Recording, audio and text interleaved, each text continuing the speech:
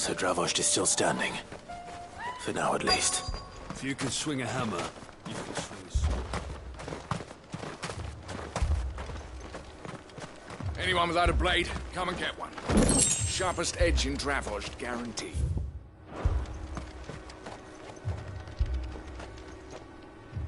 Clive! You're here! And the Akashic? Mostly off to the north still. But I spoke to Doris's scouts and it turns out things are worse than I thought. There's swarms of them out there. Told old Snotty to be ready to seal the north gate. That should buy us some time if we need it. Enough for the villagers to barricade themselves inside their homes at least. Well done. Welcome back, Sid. I'd never have guessed, you know. Not if August hadn't let slip. Who'd have thought that the savior of Dravost would turn out to be the realm's most infamous outlaw? Keen to help us out again? I am. Thought you could sneak off without me, did you? Blackthorn.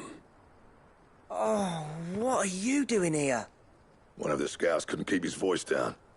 Unlike my best mate who didn't think I deserved to know. Zoldan, how long's it been? Long enough for us two to turn into a pair of old codgers, I see. That your idea of an apology?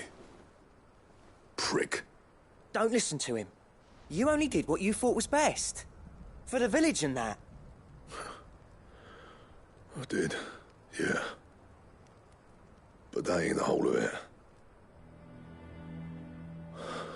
Vulcan. Leave the chiefdom to the two of us. He left it to me.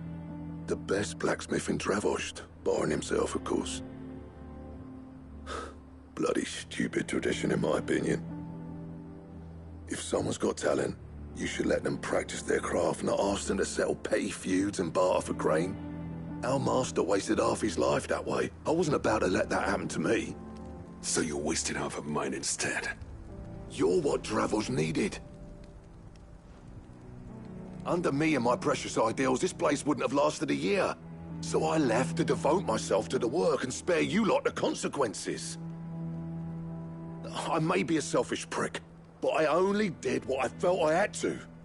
What you had to do was your duty! Even if it meant we all starved? Enough. This is no time for bickering.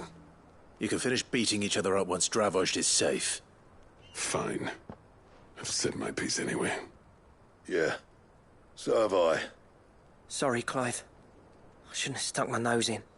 We're short enough on time as it is. Still, give us a mo, would you? I need to get my head straight before any of them Akashic try to bite it off.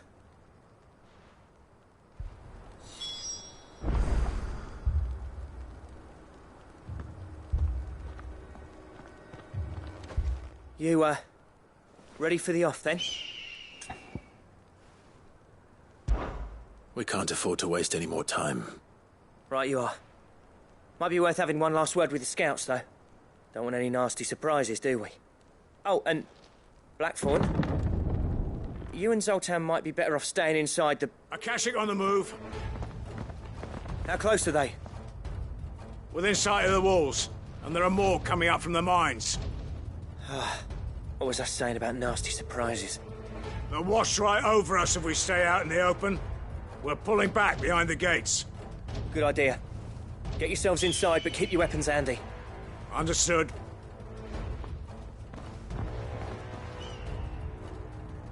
I'm prepared to fight if I have to. Well, let's hope you don't. That's our job. Once the scouts are inside, order your men to barricade the gates. No heroic last stands, you hear me? No fighting at all if you can help it.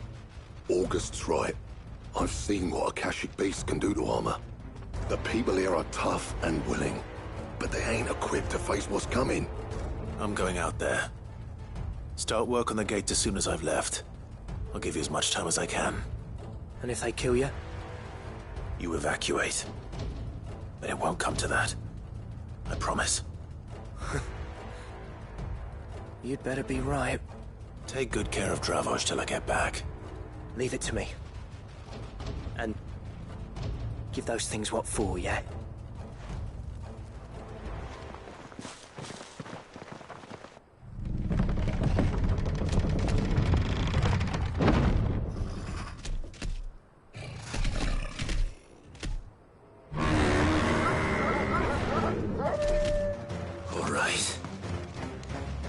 one of you's first?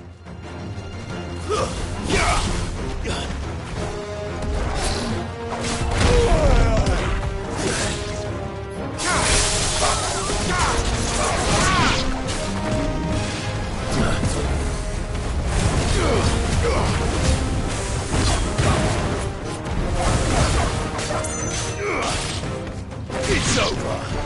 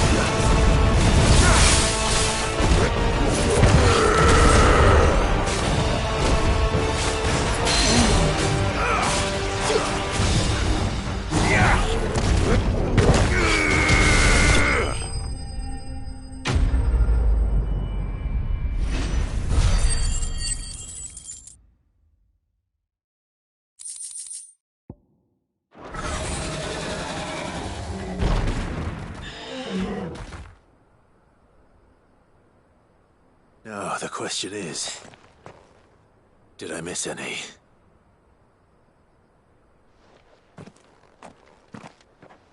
Man alive! You're still in one piece! I slew as many as I could. As many as I could, he says. The old bleeding lot, more like it. Well, almost. Only almost. Yeah, one or two did try to sneak over the wall. But we got the bastards, don't you worry. Good. Though you do know, more will come in time. In time, yeah. But we can think about them later. Let's get you back inside.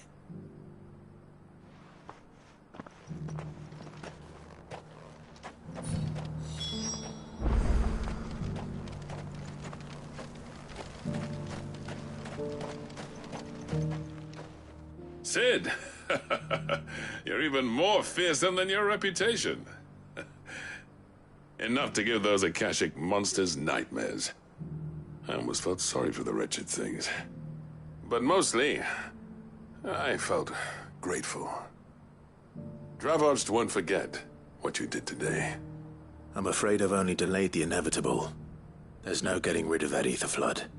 Meaning that any living thing which stumbles into those mines will end up clawing at your walls again. And that's if the flood don't spread. If it does, well, I hate to say it, but the village's days are numbered. That may be, but we're staying just the same. With ether floods springing up all over, it's no less safe than anywhere, and more importantly, it's our home. We'll fortify the gates to the north, and I'll see that they're guarded day and night. All right. Then we'll give you a hand shoring up those defenses.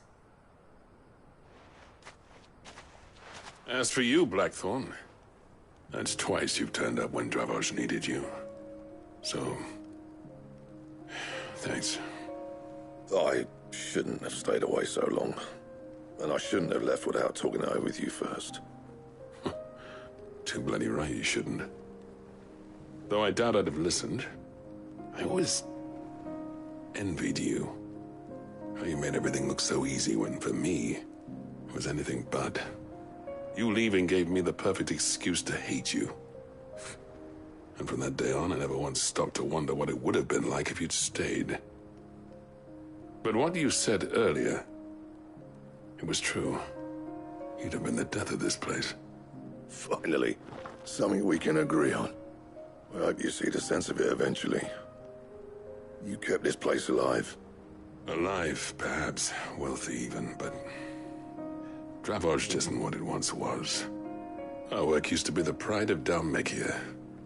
Now, we churn out the same rubbish day after day because it's easy and turns a profit. It's not about the craft anymore. I wouldn't send my sons to war wearing the shit most of our smiths are making. I've kept working, honing my skills, trying to lead by example, but no one sees the point.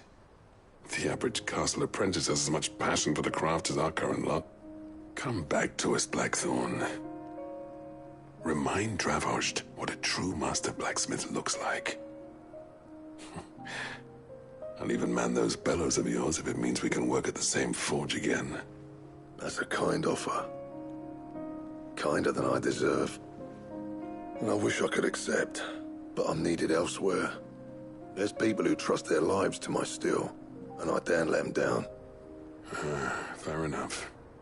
But that doesn't mean I couldn't visit from time to time. Let's see if we can't rekindle this town's passion for the craft, shall we? I'd like that. Just be sure to tell Snotty to let me in the next time I come calling, yeah? Knowing him, he'd let you in anyway. Blackthorn. The Master Smith turned outlaw, back in my good graces. I never thought I'd see the day.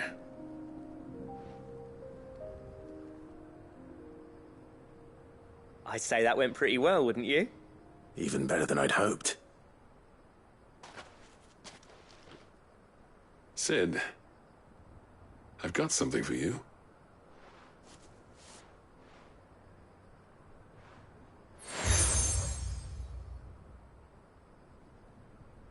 And this is? a token of our lasting gratitude. But I'm of a mind to make you a far grander gift. Designs for a certain sword have been passed down from chief to chief for generations. Now hold on, Zoltan. There's a reason no one's made that blade in centuries. There's not been a craftsman equal to the task. I'll admit your cinders make impressive steel, and I've learned to hone an edge Odin will be proud of.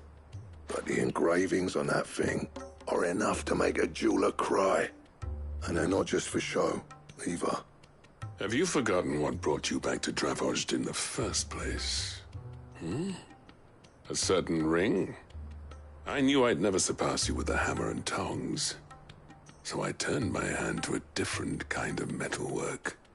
Between the two of us, I'd say we're the equal of any master craftsman ever to have graced a forge.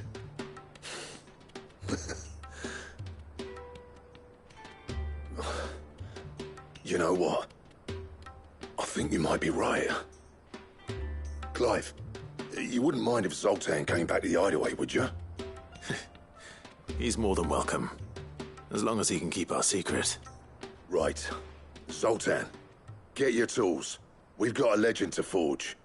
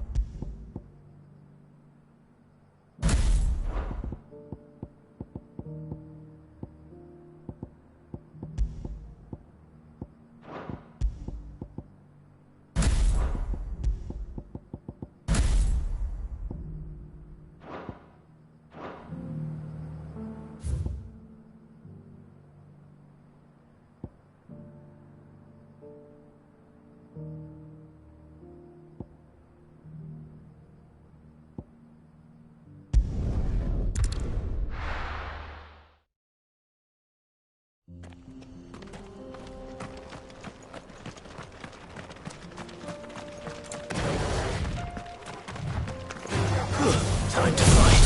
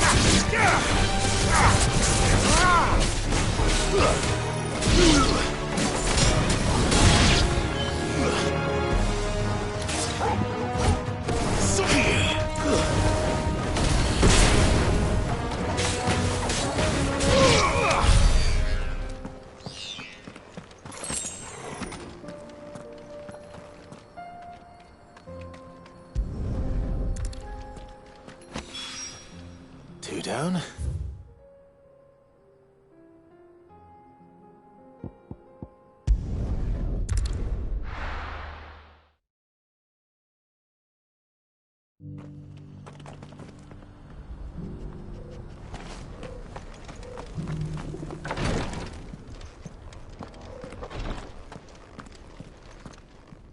Lord Rosfield, is there aught the Undying might assist you with this day? Perhaps. My brother said that your order was helping him with his quest to uncover Ultima's origins. Have you learned anything of note since last we spoke? Little and less, I regret to report. I see. Be assured, however, that we will not rest until the truth is known. Even now, our archaeologians scour ruins in every corner of the realm for traces of Ultima's touch. Fallen ruins, I take it. Dating back as far as Phoenix Gate. Indeed. Ultima's thralls are oft sighted among the remnants of the fallen civilization, as if protecting the secrets concealed within. Secrets we'd see unearthed. Should our methods be of interest, my lord, mayhap it would please you to observe some of our number at work. Would that be possible? Of course. A survey is being conducted not far from here. Perchance you are familiar with Kretov, a small hamlet built around a fallen airship. I was due to visit my colleagues there to collect their preliminary findings, but if you would consent to do so in my stead, I'm sure that they would be honored to relate any discoveries they have made to you directly. All right. I'll go and meet with them. They will be most gratified, I am sure. Might I suggest you take the road through Titan's Wake? It will lead you straight to the village after but a short walk. Thank you. I will. I wish you a safe journey, my lord. May the Firebird's flames burn ever in your heart.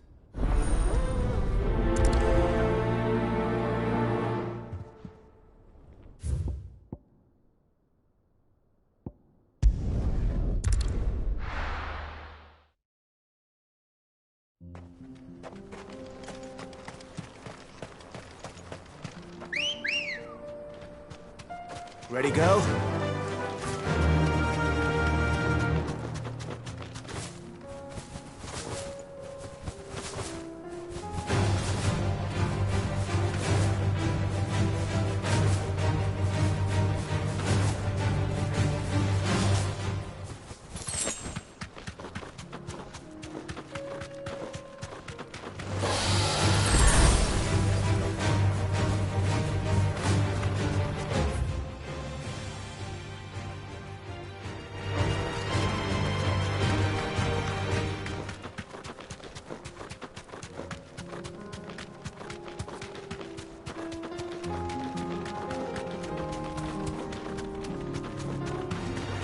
This might take a while.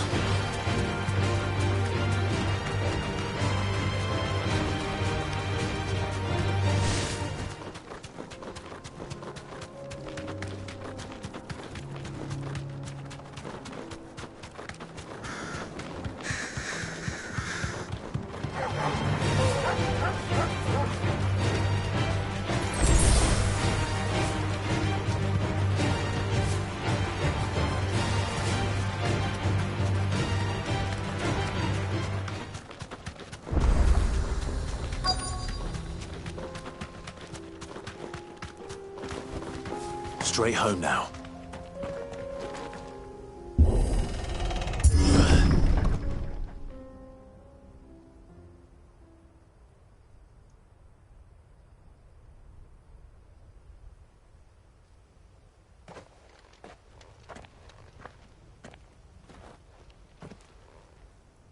Oh no.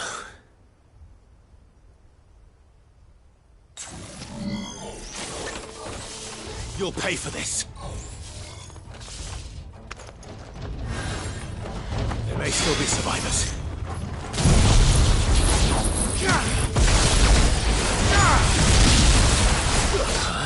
Garuda!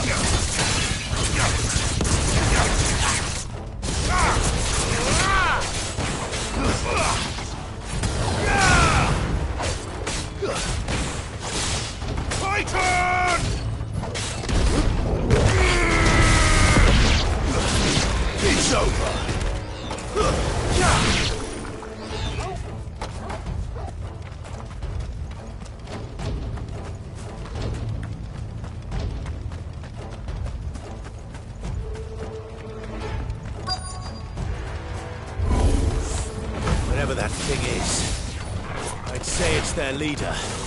Nice try.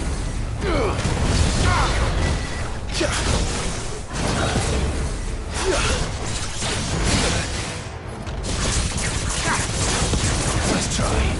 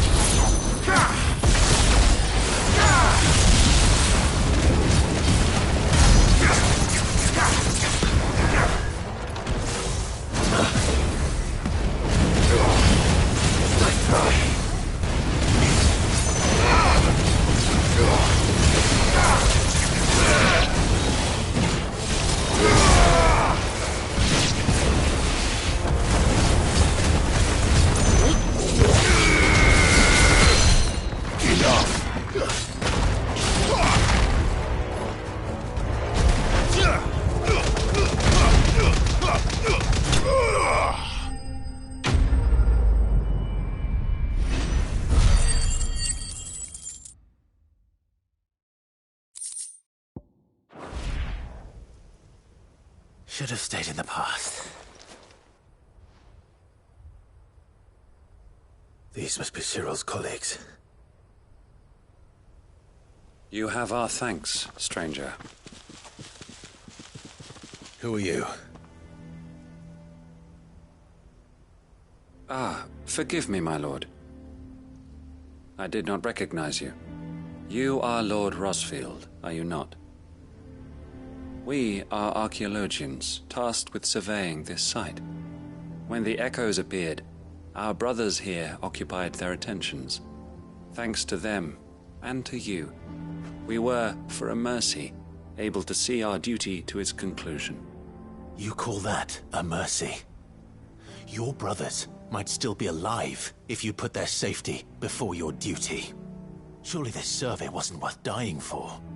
We are charged with uncovering Ultima's origins, a duty of the highest import, as I'm sure you will agree.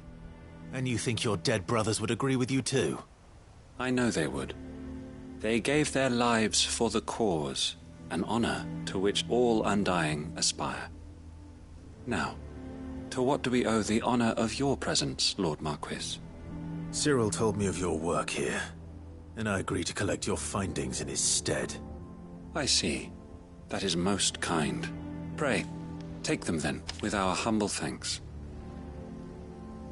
May the Firebird's flame burn ever in your heart, as it does in ours.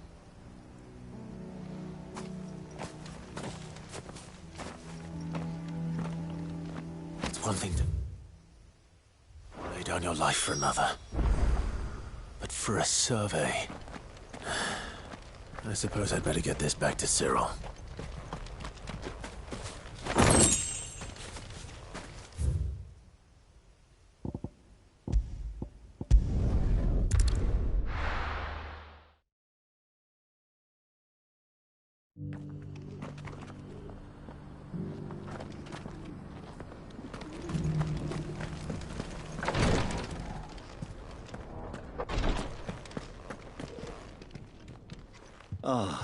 You are returned, my lord. I collected your colleagues' preliminary findings. Here, take them.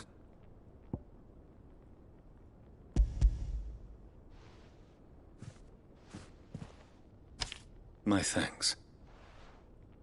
I shall study them, and inform you forthwith if I discover aught that might aid you in your fight against Ultima. Cyril, your survey party suffered several losses in Kretov. Losses which could have been avoided, had the others not chosen to complete their work, instead of saving their friends. Were these your orders? No.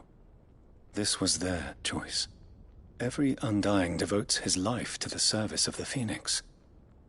It is our sole duty, and should we die in discharging it, so be it. Even when death is avoidable. My lord, I fear that this is not a point over which it would be fruitful to argue. The Undying have served the Phoenix for countless generations, and your opinion of our methods, however earnest, is not like to change them. We live to serve the Phoenix. Our very order exists for that purpose, and that purpose alone. Cyril, I know that you and your brethren answer only to Joshua, but allow me to offer you a word of advice. It does not further the cause of the Phoenix to have his loyal followers surrender their lives without good reason. Provide your survey parties with an escort, that they might live to do their duty for years to come. Think not only of how you can serve the Phoenix, but how Joshua would want you to serve him. Please. For all our sakes. I thank you for your advice, my lord. If you will permit me to respond, our faith in his grace, Joshua Rossfield, is absolute, and we of the Undying will do what we believe is right to fulfill our duty unto him. As first shield to the Phoenix, I am sure you understand what it means to do one's duty. I do. Then we are of the same mind, and it is my hope that we may continue to do our duty together.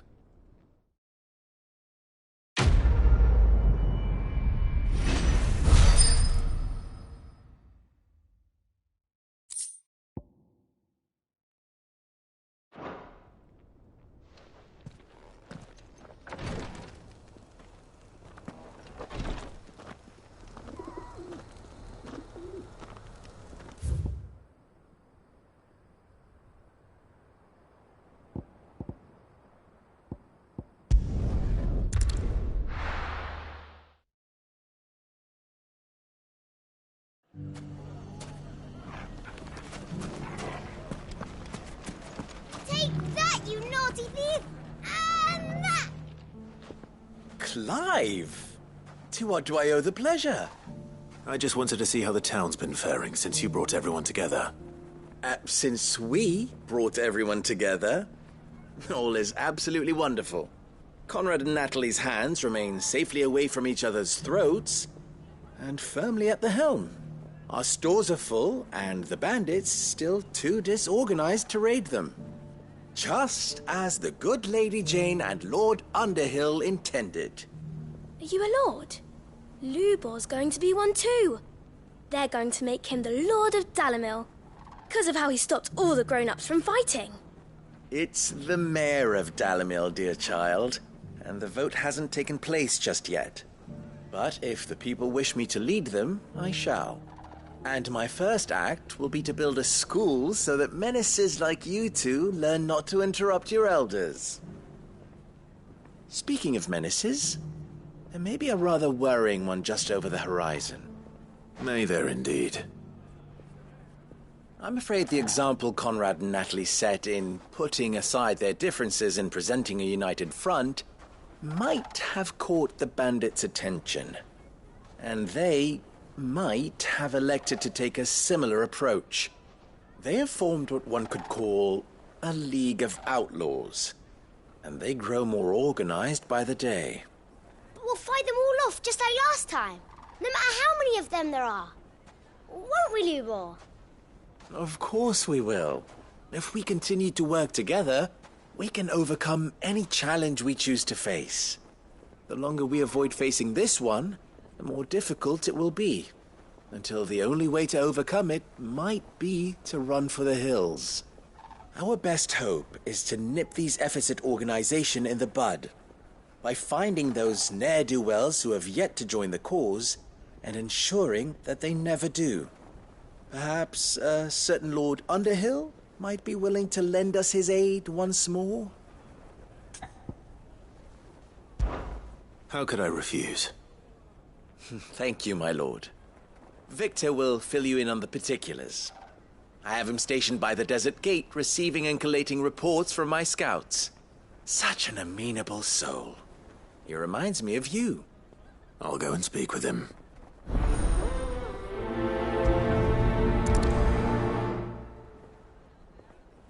What's the difference between a lord and a mayor? That's easy. One of them swings a sword. A League of Outlaws. Sounds like we have some competition.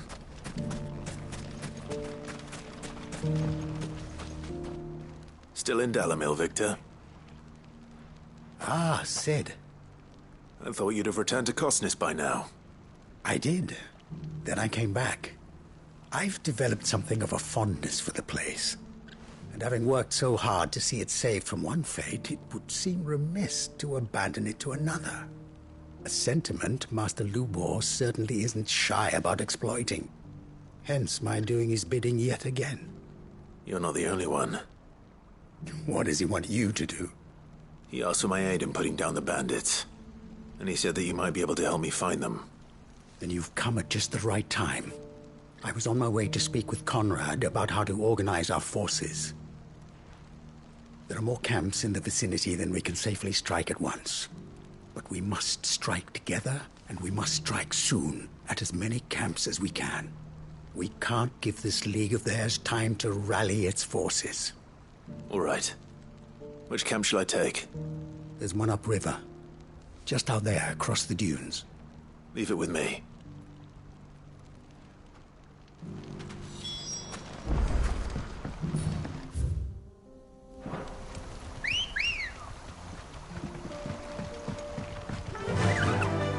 Run like the wind.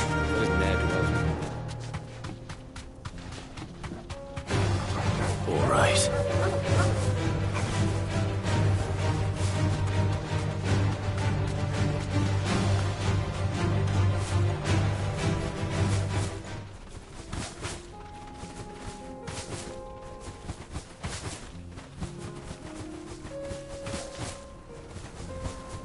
That must be the camp Victor mentioned. Come on then, Toggle.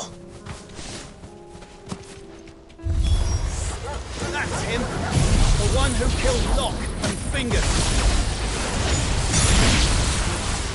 Take his head off!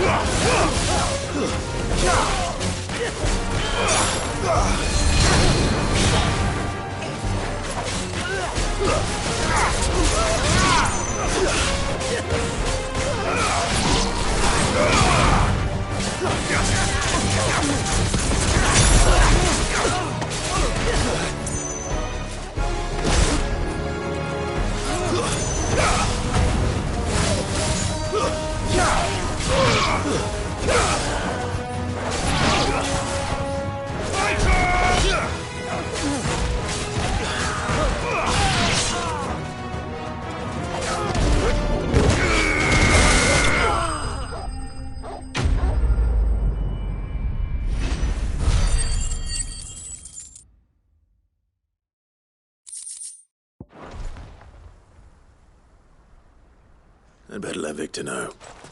Sid, where are you? Ah, I see the bandits didn't pose you any trouble. No, but that's not why you're here, is it? No. Something's happened. We need you back in Dalamil. What is it? The whole town's in uproar.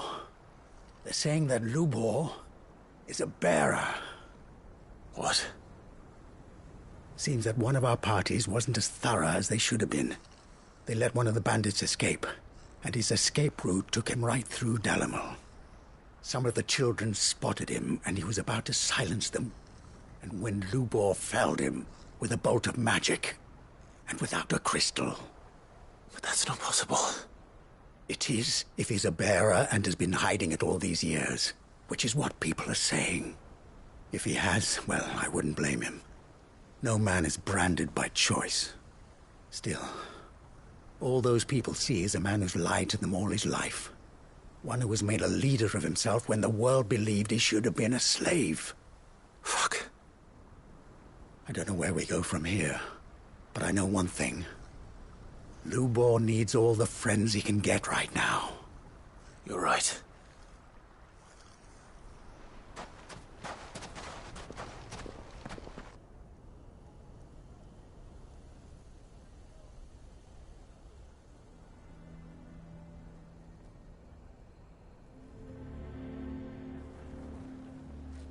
And now everyone knows. I made it a habit to keep a crystal close at hand for just such an occasion. And when that occasion arose, I forgot to reach for it. Well, it was bound to come out sooner or later. We're sorry, Lubor. We tried to keep running, but we just couldn't anymore. There's nothing to be sorry for. I rather enjoyed playing the hero for once. All that matters to me is that you two are safe. Look at him talking to his betters like it's nothing. All lies, I'll wager. Just like the ones he fed us all these years. Once people make up their minds, it's hard to change them. We need to do something, and quickly. Convince the people not to let their prejudices blind them. Convince them that nothing has changed. That their enemy lies outside these walls, not within them. You're right. We should speak to everyone. I'm glad you agree. I'll handle the townsfolk. I'm a Dalmec born and bred. They listen to me. You head to the tavern. Make Conrad and Natalie remember who Lubor really is. They know that Lubor and I are friends. I might not make for the most impartial of interlocutors. Lord Underhill of Randalar's League of Merchants, however, is a trusted and impartial mediator of note. I'll do what I can.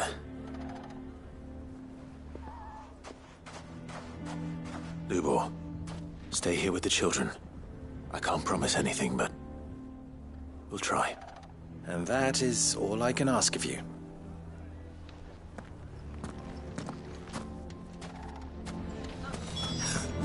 Why are you taking the bearer's side? Why do they always have to make such a fuss outside? It's driving away. You all along that he was playing us for fools. And we fell for it. We followed him. A bearer. Forgive me for disturbing you, but could I have a moment of your time? I've seen your face before. As have I. Lord Underhill, wasn't it? Of the League of Merchants.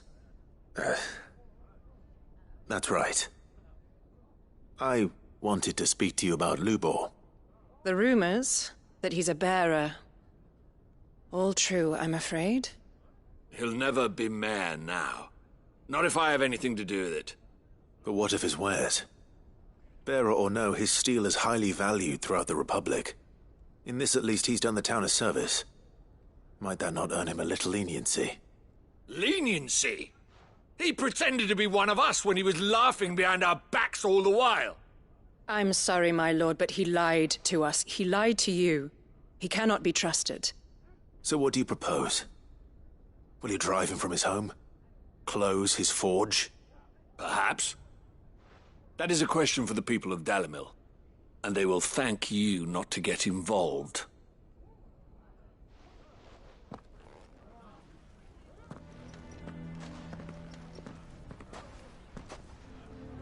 The townsfolk have made their minds up. There was nothing I could do. Nor I. Conrad and Natalie refused to consider anything but their own wounded pride. You never know. Once their anger is cooled, they might see things differently. For now, we should report back to Lubor. All right.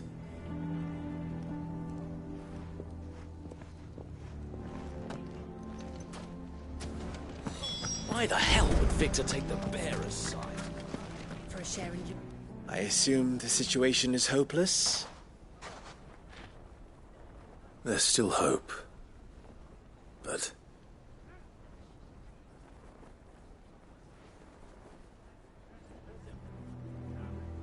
But perhaps not in this lifetime, I think it's fair to say. You mustn't think like that, Lubor. Give them time. They'll come around. We'll talk some sense into them in the end, you'll see. No, you won't. And your efforts would be better spent elsewhere. But Lubor... Rosina would often tell me that steel does not lie, that a blade is a reflection of the smith who forged it. To yourself be true, that was her point. Rather an ironic one when you consider that her life was taken with a blade of her own making. But I do not doubt that she was always true to herself and what she believed in, right to the end. And so must I be. I must do what I know to be right, no matter what others might think of me. And now, I know what that is. I must embrace my new role of villain so that the people of Dalimil have something to unite against. For only united can they hope to stand against the threat that awaits them. I'll need to make a suitably dramatic exit, of course. Don't go, Lubor. You're the only one who was ever kind to us. We'll be all alone. Again. Trust me, little ones. It is for the best that I go. Not only for the town, but for you, too. How could it possibly be for the best? These children need you. The least you can do is give the townspeople a chance to change their minds. I would not take it, Victor. It's over. Over, you say? And so just like that, you're going to throw this town and these children to the wolves? I thought you were better than this. But it seems you had me fooled as well. Victor. Forget it. Do what you will. You sure you're making the right choice, Lubor? Of those available to me, I believe it's the best one. Yes. Ah, but where are my manners? Here.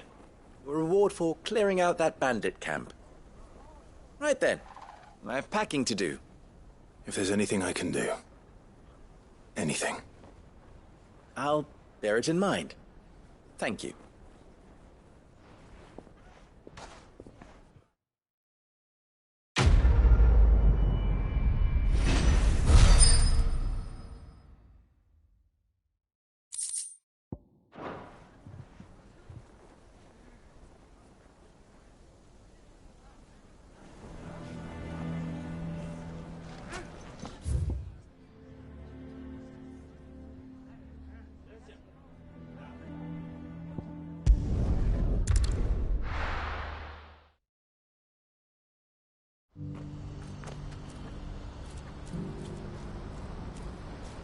What's happened?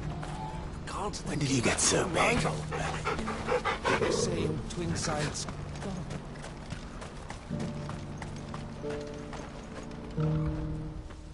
Clive. You'll be pleased to know that the negotiations are progressing well. That is good news. Yes. Our comrade in Randala has just sent word that the contract should be signed very soon. But I still have much and more to prepare. It's a huge undertaking moving this many bearers at once. You couldn't do me a quick favor, could you? What is it this time? More wild beasts? Nothing like that. I just need you to go over to the caravans and ask El how long we have until the bearers arrive. Find out exactly how much faster I need to get all these supplies moved. All right. I'll go and ask. Thanks, Clive. I owe you one.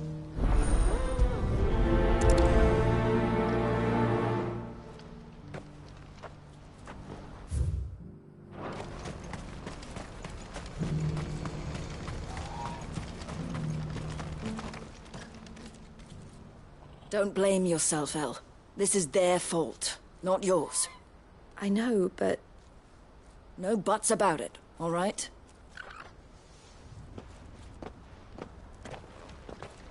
Is something wrong? Vonnie came to give me a message from our intermediary. The talks with the Republican army have fallen through. They've reached an agreement with the Silver Peak Consortium instead. Though prices have fallen of late, we deliberately offered above the going rate to try and deter other bidders. But the Consortium offered double what we did, and the army jumped at the chance. And you had no opportunity to make a counteroffer? None at all. And we were so close. Elle? What's happened? I saw Vonnie leaving. She didn't look happy. And with good reason.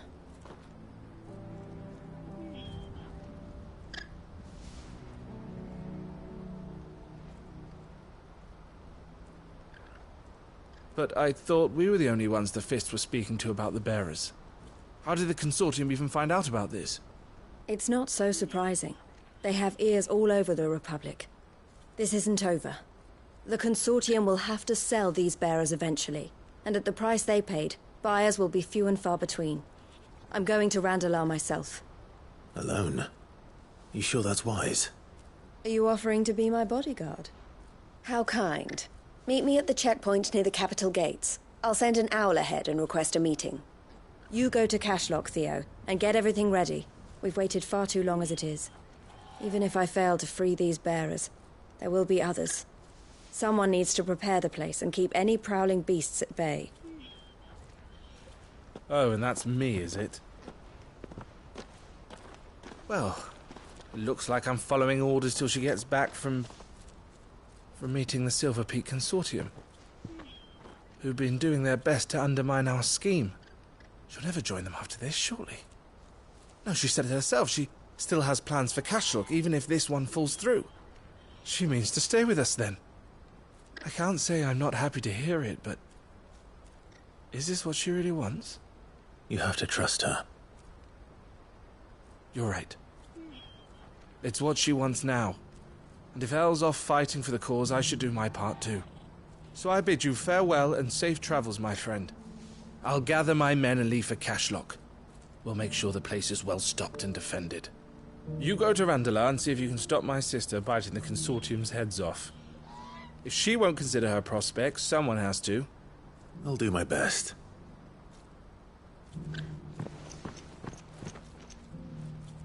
All right. To Randalar, then.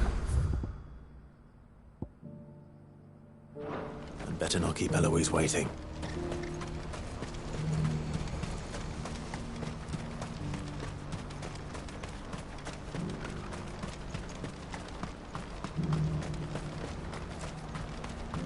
I wouldn't give for a hot meal. Looks like this is the end of the road. When are they gonna let us through?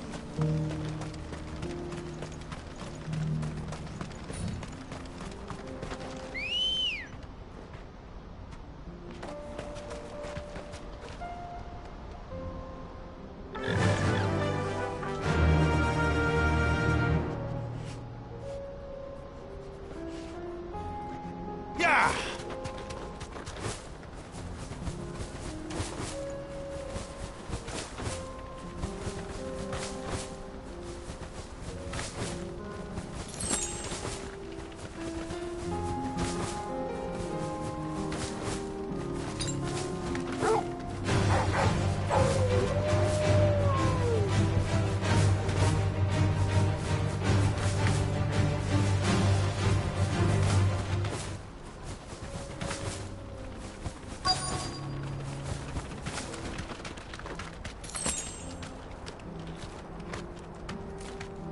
Thanks, Gal.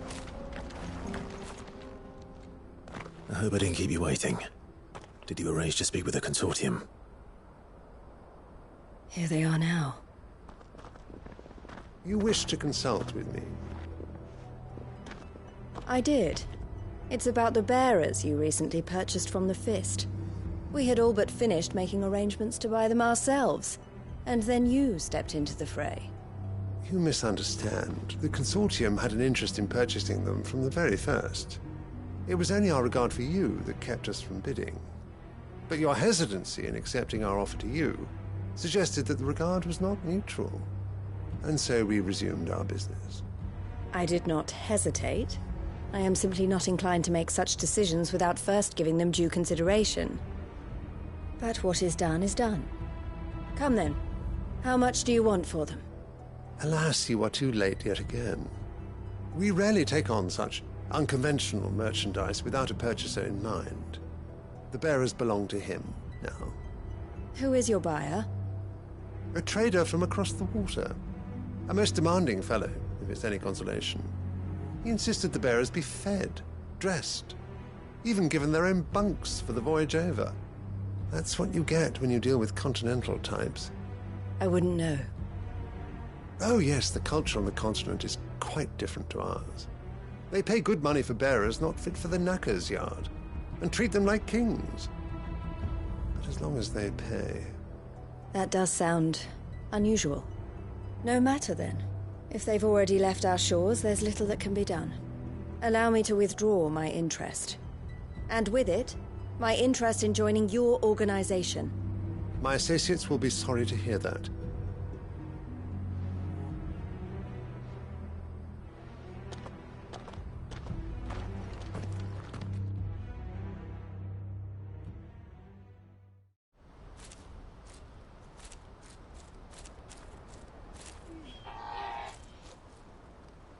I'm sorry you weren't able to save them. As am I. But I only have myself to blame. He was right, you see. The Silver Peak Consortium did intend to buy those bearers before I did.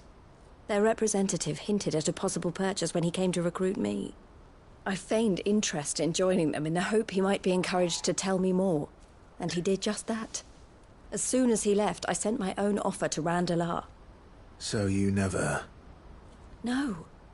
I entertained the Consortium's proposal solely so I could learn more about those bearers. But I was a fool to think they wouldn't find out. I knew exactly who I was dealing with. You tried. I did. And if what he said was true, the bearers are to be well treated. Which is something, at least. But they deserved more. I wanted so badly to see them freed. Eloise! Eloise! Word from Cashlock. The village is under attack. A pack of beasts have come down from the mountains, and there's a dragon at its head. Theo and the others are trying to hold them off as best they can, but the odds are against them. They need help, and fast. Theo! I'll go on ahead. Thank you, Clive. I'll gather some men and join you there. Just... make sure he's safe.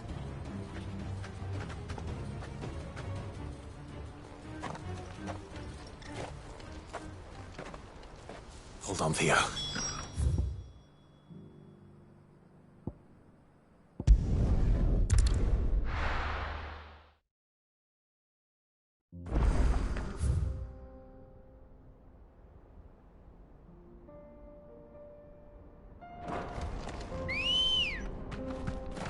Ready, go?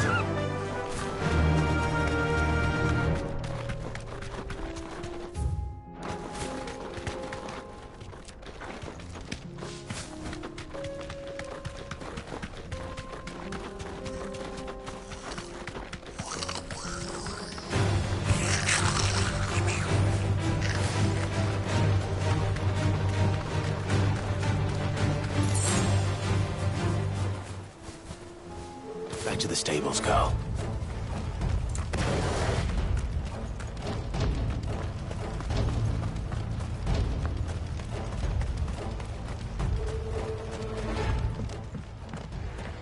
Where's Theodore? Upriver! He led the dragon that way to keep it from the village, but the whole area's flooded with ether. We just have to pray he makes it out in one piece. I can do better than that. Torgal, with me.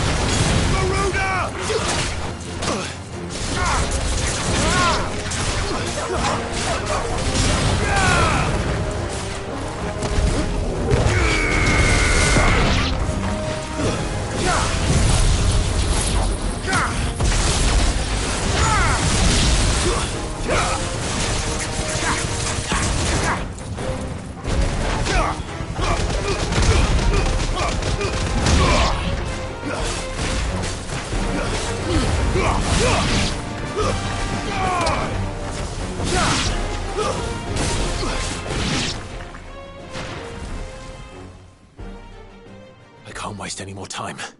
I need to find Theodore before that dragon does.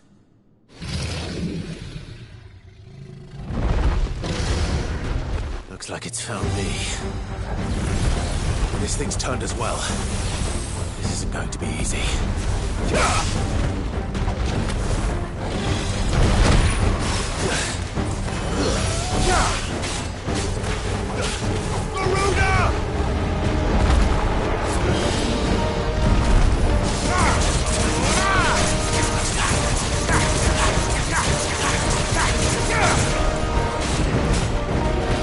Too slow.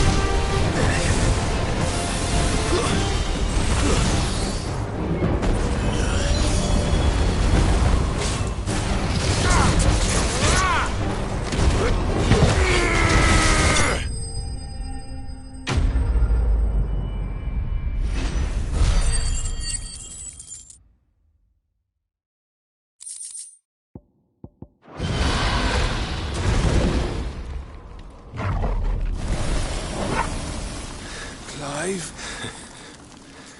Theodore, you had me worried for...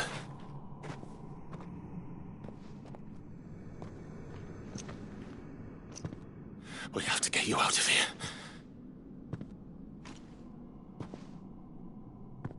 I think it might be a little too late for that.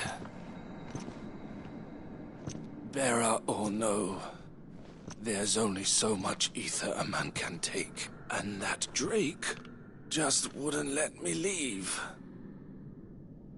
You have my thanks, Sid, for finishing what I could not.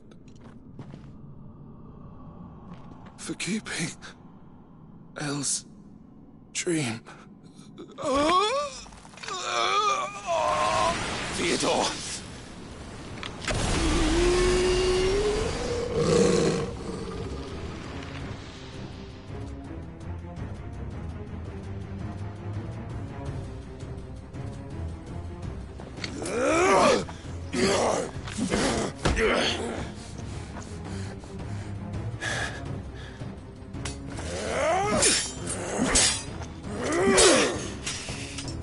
Don't make me do this. Stop it, Theo! Stop! Stay back, Eloise! He's turned. And so will you!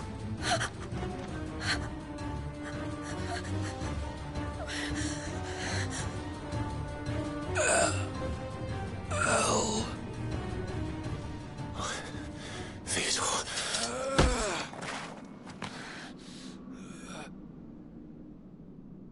Take care of my sister. Theodore, wait. Goodbye, Elle.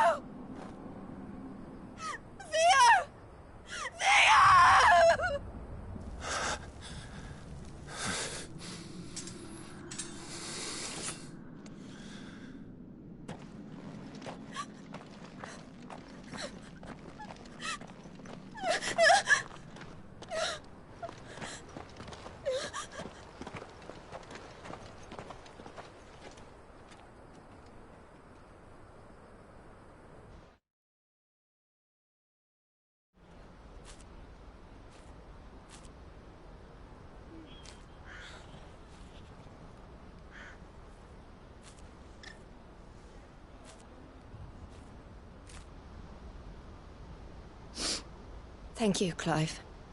I think I'll be all right now. That was true bravery he showed. Leading the dragon away from the village like that. His first instinct was always to protect people. To put others' well-being before his own. And now he's gone. Because I sent him to that place. Against his will. It wasn't against his will. He was ready to do whatever it took to show you he could stand on his own. So that you would finally be free to live your own life. To live my own life? He never could come to terms with the choice I made. What exactly happened? You once told me Theo was the first bearer you ever helped.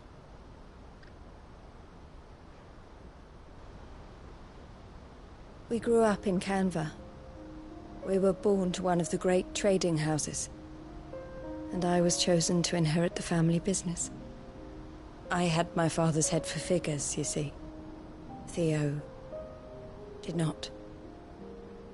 While I studied the art of commerce, he played at soldiers instead. A late bloomer. In more ways than one. For unlike most bearers, it wasn't until his 15th summer that his powers awakened. My parents tried to drive him out of the house and into the care of the constables. But before they could, I took him into mine. Theo told me something else. He clearly admired your devotion to the cause of freeing others like him from slavery. But he said you deserved a better life than this. He wanted to free you from what he called your bonds, just as you freed him from his. I would be lying if I said I had not wondered from time to time how much easier my life might have been if I had allowed Theo to be taken and devoted myself to the family business instead.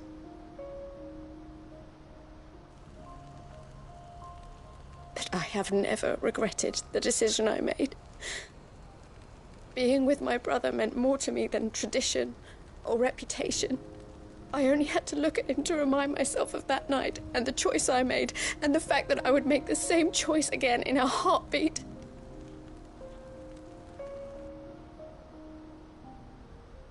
He was never a burden. How could he even think that? If anything, I was the one who weighed him down. You weren't, Eloise. He said it himself, that he had always been grateful to you for saving him, and that he wanted to repay you by letting you live the life you were denied. Neither you nor Theo weighed each other down. You loved one another. You did whatever was necessary to continue living your lives together, and you always would have. You're right. All I ever wanted, all I ever did, it was so we could be together. Oh, Theo, why did you have to...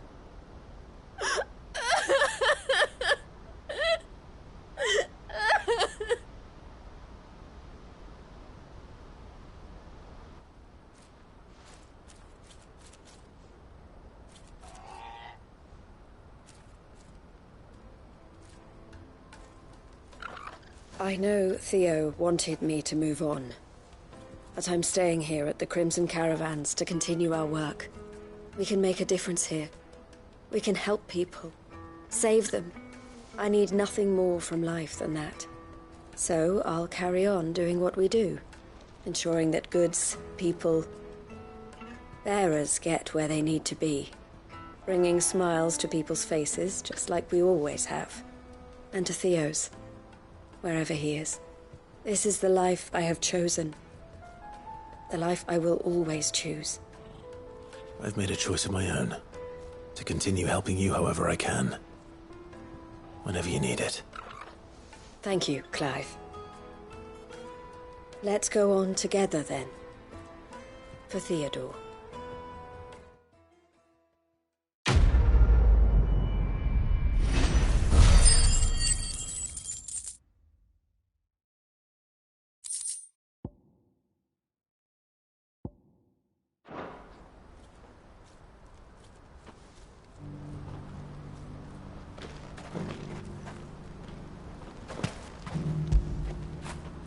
After it!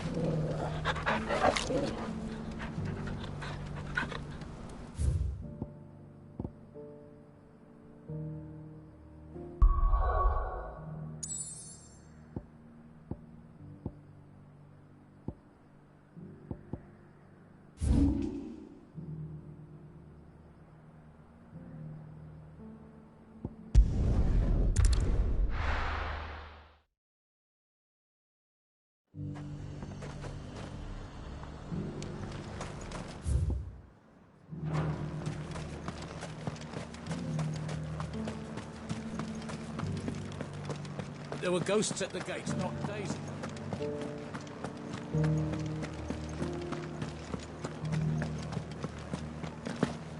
Those things I said before. So many were injured.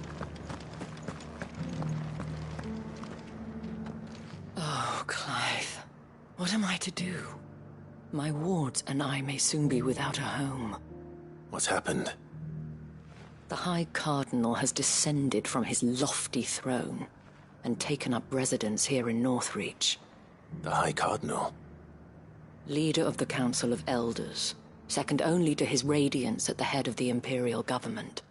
Not that any of those things still exist. Now he goes by his noble title, the Duke of Oriflamme. And what does he want with Northreach? He wants to transform it into a military stronghold, a foundation upon which to build a new Sambrek. He's already secured the support of the various army remnants, with promises that they shall be afforded the respect they deserve in his empire. One built on the confiscated property of the people. He would rob the populace to pay for it. Believe me, I have used every means of persuasion to discourage him from this folly. But for whatever reason, he will not listen to me. What does Captain Philippe make of this? When the town was under attack, it was him the soldiers rallied around. Couldn't he use that influence again? How? By speaking out against one of the most powerful men in Sambrek. A man whose stated aim is to revive the empire Philippe's comrades swore to serve, and to improve the soldiers' lot within it. The captain can offer them a regular supply of gruel, and an occasional trip to the Vale to help them forget the terrors they face each day. The Duke offers them a vision of strength and safety. No. Any attempt to incite mutiny would cost Philippe the support of his men, if it did not cost him his life. But given the mood around town, mutiny may yet be unavoidable. The people have little appetite for further deprivation, least of all when it serves only to elevate others. Who could blame them? Clive, would you appeal to the Duke on my behalf? For your services to Northreach, you have the respect of the soldiers, and they will take you to His Eminence if you ask them. And unlike Philippe, no bonds of loyalty prevent you from speaking your mind to the man. Well, will you try? You could hardly fare any worse than I did. I'll see what I can do. Thank you, Clive. Tell me then, where will I find this Duke of Oriflamme? In the garrison? Overseeing the troops, yes. All right. Wish me luck.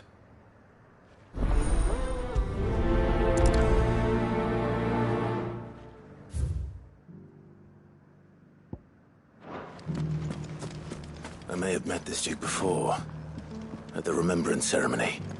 Let's hope I didn't make a strong impression.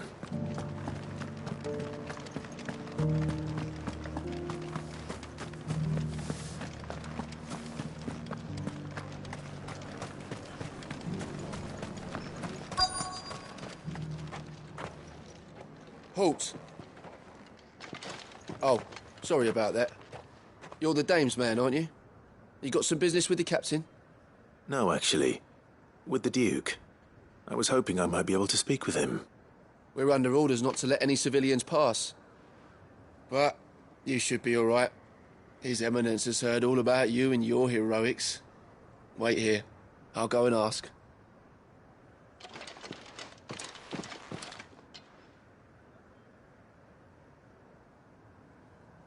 So, you are the sellsword who lent his aid to the garrison. The Empire owes you a debt, and I shall see it repaid. But tell me, is it wealth that you seek, or favor? Neither, Your Eminence.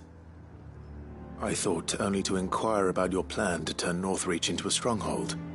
Ah, I see. You are worried the expanded garrison will render your services redundant. Yet you needn't be. A proud fighting man like yourself shall always have a place here. Pride of place, in fact. For too long has the contribution of the noble soldier been under-reckoned. But no more. For it is they who shall see the Holy Empire rebuilt, beginning right here in Northreach. Why here, Your Eminence? The town has been fortunate enough to escape largely unscathed from the recent troubles. Her defenses are sound, and her garrison well prepared. Which is more than can be said for Oriflamme or Twinside. The Empire wants for a capital, and I believe Northreach to be the perfect place. With Caer Norvent as her citadel. Once we have seen to the refortification of both the town and the castle, we need only build a wall around both to create a city that would be the envy of the twins. Plans are already underway for the construction. Soon enough, these thralls shall learn that they are no match for the might of Sanbreque. I fear you underestimate how dangerous these creatures are, Your Eminence. Should they return in force, you will need all the people of Northreach to come together in defense of the town. Something they may be loath to do if they've been deprived of their worldly goods. The people will do as their leaders command. If Sanbreque is to be rebuilt, she will require a functioning government, one whose authority is beyond question. That is why this levy is necessary, so that any man who wishes to join the army might do so and be fed, outfitted, and paid as befits a defender of the Empire. And yet there are those who persist in peddling the treasonous lie that I seek to steal from the people and drive them from their homes. I suspect they're afraid of losing what little they have left. Precisely. The common folk have little and less, and you mean to deprive them of even that. You would sow the seeds of your new empire in your own salted earth. Sabine, we have discussed this. Yes, and I told you then how putting the empire before her citizens would lead only to revolt. Without an empire, there are no citizens. And in yours, there will be only beggars. Is that what Griga wills for her people? Do not take her name in vain, Sabine. I'll come back later. A citizens' revolt. I wonder what the people really think of the Duke's plan. It wouldn't hurt to ask them, I suppose. Let's begin with those on the other side of the wall.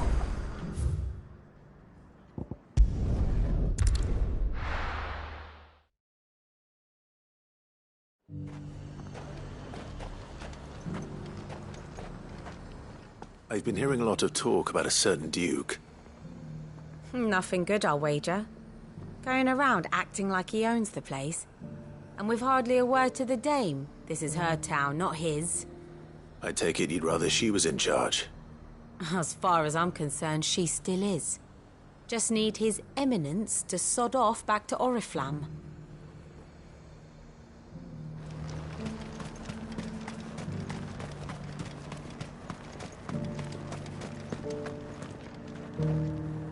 All right there. What is it you're after, sir? Just your opinion, actually. I wondered what you thought of the Duke of Oriflamme. Oh, him. Not much. None of us traders do. It's thanks to nobles like him that we had to set up shop this side of the wall in the first place. Couldn't have the rabble getting any closer to the holy capital, could they? And now he's trying to drive us out completely, threatening to take everything we got from us if we don't clear off. If the dame said she wanted him run out of town, I'd be straight through that checkpoint, tar bucket in hand.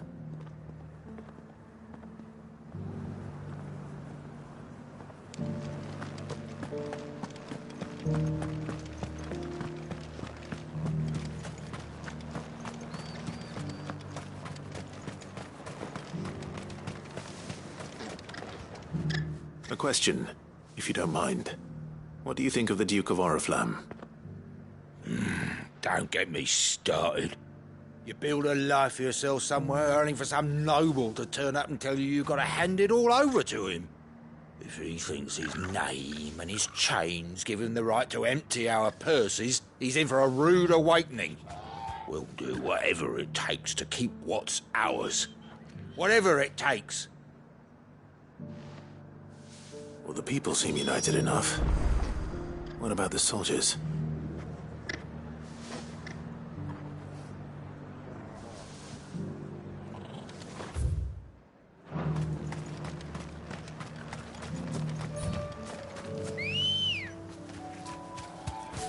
Let's go.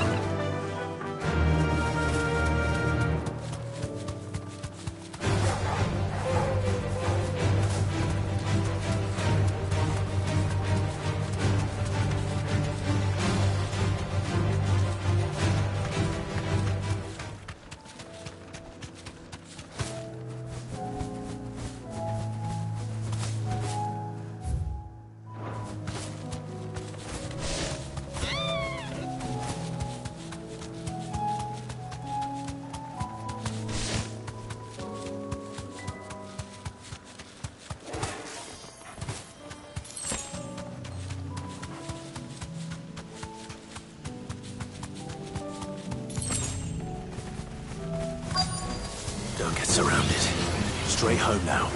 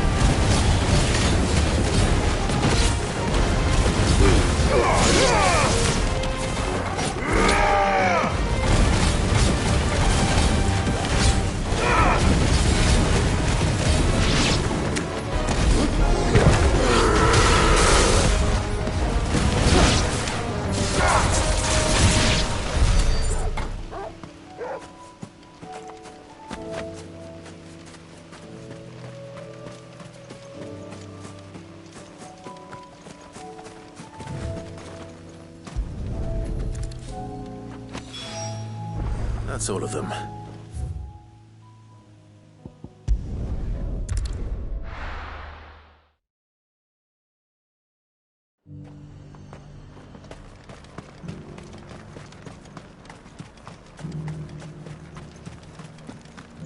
But there were ghosts at the gates not days ago.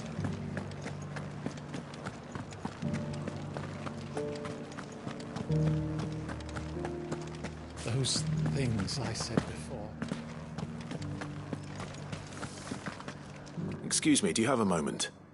I wondered if you'd mind sharing your thoughts on the Duke of Oriflamme. Well, he's made a lot of enemies coming in the way he did. I mean, look around us. You can see the state the realm's in. The traders might not like having the screws put on them, but if they volunteered a few more of their hard-earned gil before things got bad, maybe they wouldn't have to. I think the Duke's got a point when he says rebuilding the Empire's the best way of making sure we're all protected.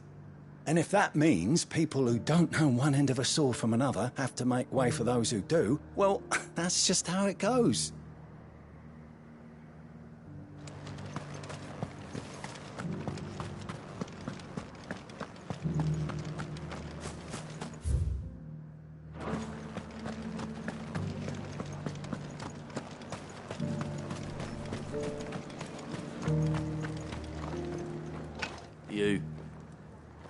You're the one who was talking to His Eminence. On the Dame's behalf, yes. I was trying to persuade him not to take the people's goodwill for granted, but it seems my words fell on deaf ears. What do you think of his plans? I'm a soldier, mate. He tells me what to do, not the other way round.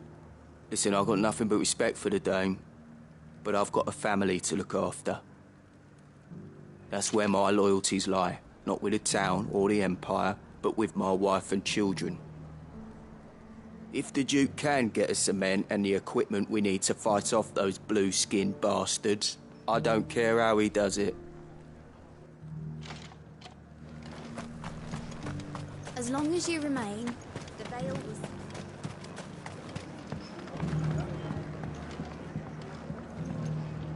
I hear the Duke of Oriflamme plans to turn this town into some sort of fortress. Do you think that's a good idea? It's not for me to say. All I know is that unless the Emperor orders me otherwise, His Eminence's word is law. Look, no one likes all these taxes and tariffs, but empires don't come for free. Once Sandbreak is back on her feet, we'll all reap the benefits. Let's see what Philippe makes of all this. Sabine, you are embarrassing me.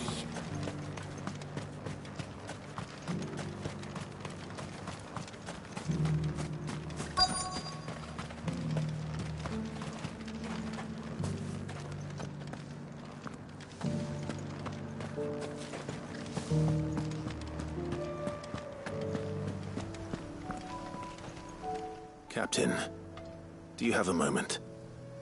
For you? Certainly. Clive, wasn't it? Thank you for last time. How can I help you? I wanted to ask you about the Duke of Oriflamme.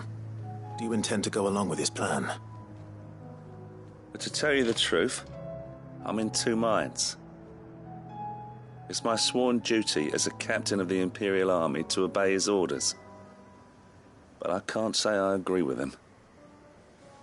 Philippe, I remember you saying that you became a soldier to protect the people you loved. The Dame included. That's right, I did. Well, she doesn't agree with the Duke's orders either. She thinks they could tear Northreach apart.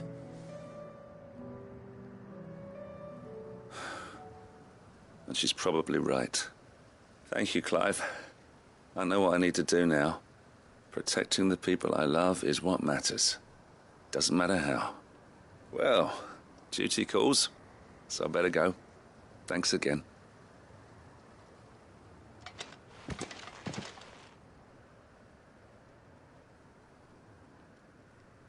It seems Philippe wants to do the right thing at least. I expect Isabel will be pleased to hear that, if nothing else.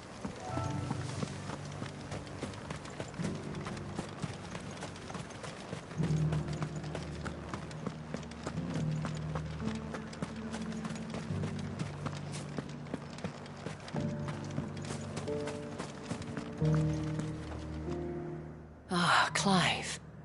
How did you fare? Were you able to speak with the Duke?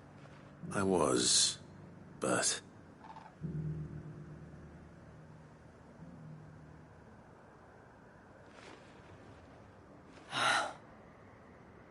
So Northreach is to be a fortress after all.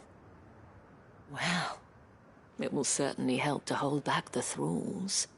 There's no denying that.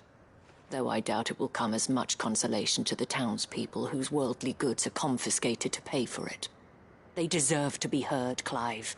To have a say in this new empire the Duke means to build. Sadly, His Eminence values their obedience more than their opinions, and hopes to reassert the authority of the state. I fear he sees the people as mere pawns on his chessboard to be sacrificed for the greater good. Needless to say, they themselves are of a different opinion, and would rather their destinies were in your hands. The soldiers, meanwhile, are content to follow their orders. And not just because of the Duke's rank, but because of his vision. I thought as much. Had I sworn to protect Sanbreque, I dare say I too would want nothing more than to see it rise from the ashes. Thank you for trying. But the battle is lost. I don't know about that. What happened to your uniform? I handed it in, along with my resignation. Told the lads I wished them well, but that I owe it to those I love to call it a day. But why? Because I realized what really matters to me. Not following some nobleman's orders for the sake of it, but protecting what I care about. Protecting Northreach. I honestly don't know when those monsters will return, but I'm certain they're not finished with us yet. And when they do come back, we need to be ready for them. We need to stand together, all of us. And with you to lead us, milady, I reckon we can do it. It was you who finally convinced me, Clive. There's no point following orders if they go against everything you believe. Indeed. All of us, standing together. That has always been Northreach's best hope, and one which still lies within our grasp. We have only to turn our attentions to the true enemy. Thank you, Philippe, for showing me what I must do. Anything for you, milady. Speaking of standing together, would you mind if I borrowed a few of the lads from the Vale to help keep watch around the town? I fear His Eminence has loftier tasks in mind for the guard. Not at all. Be my guest. Wouldn't be the first time.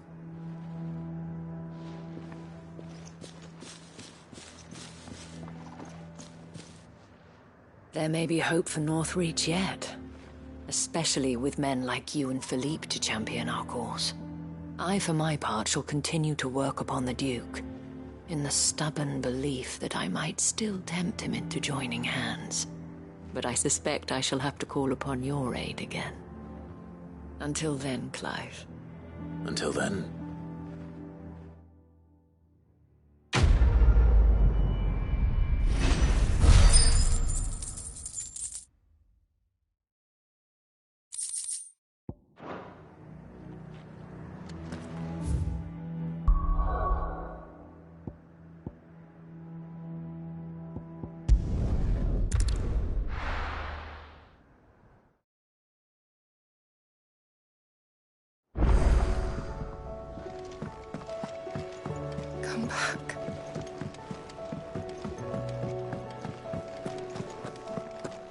Don't tell me we've run out of Papio nuts and all.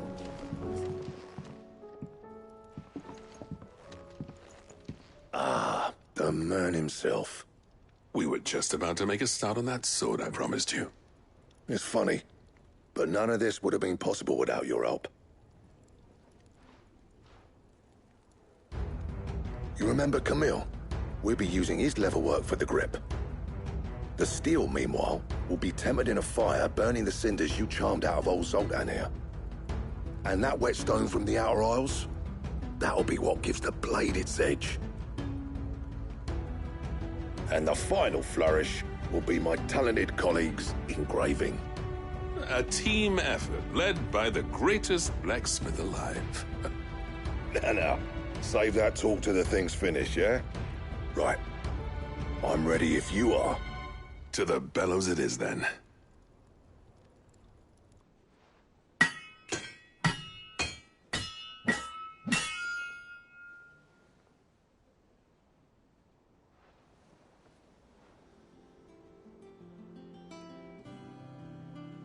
Well, bugger me. We actually did it.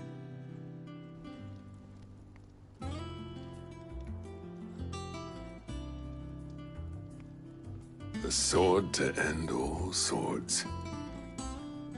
Ragnarok. It's quite something. I trust you'll take good care of it. Thank you. Both of you. So, does this make you pair the greatest craftsmen alive, then? This? Nah. This was just following the footsteps of the greats of old. It'll take more than that to earn us our place in history. But we're up for the challenge. Here. A list of materials. Zoltan and I got talking on the long road back from Dravoist. We reckon with those items there, we could craft something even better than the Ragnarok. Something worthy of a legendary outlaw like yourself. That's a weapon I'd like to see. You leave this list with me. I was hoping you'd say that. One legend at a time, eh, lads? Before you start on the next, who fancies raising a cup to friendship reforged? Good idea. No more drinking to forget my past. It's about time I had something to celebrate. Then tap the kegs! Vulcan's boys are on their way!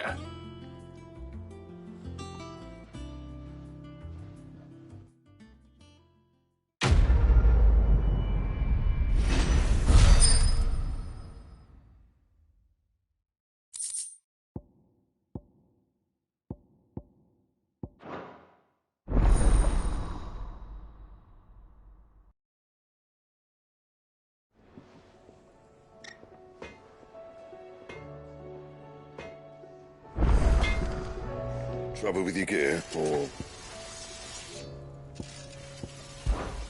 What do you want?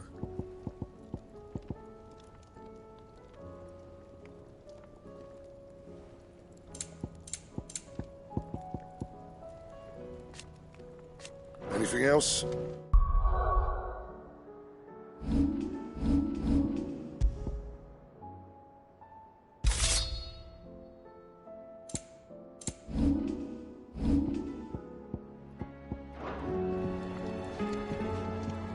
What do I owe the honour? I never thought me and Zoltan would ever speak again, let alone work together. And if it hadn't been for you, we wouldn't. You've been a good friend to me, Clive. The best. And if it... You do what you need to do, Clive.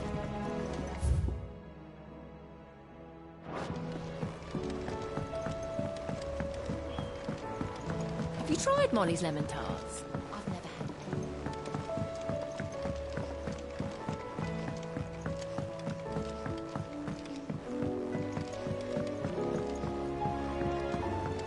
Can the lost? It can't be true. Miss, can we read Miss Editor's story for a lesson today?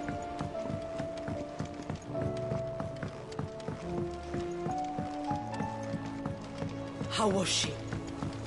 The Enterprise, I mean. Ah, Sid! Wasn't expecting you back so soon. So, is it good news or bad? Good, thankfully. Here. That's brilliant! Thanks a blimmin' million! I'll fit 'em to the smelter right away!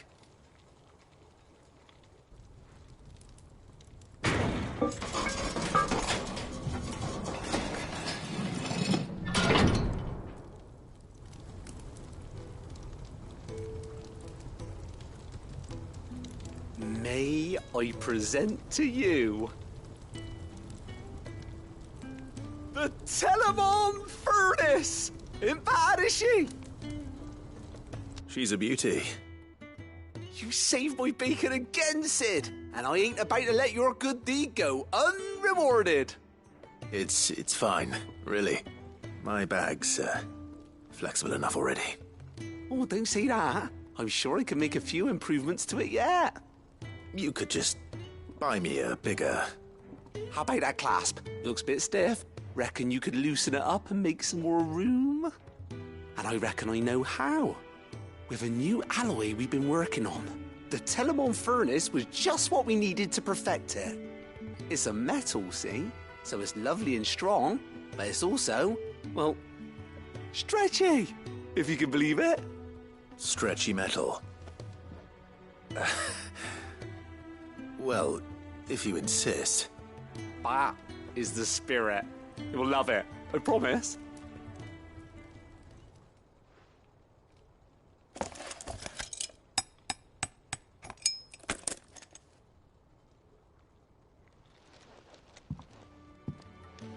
So, what do you reckon?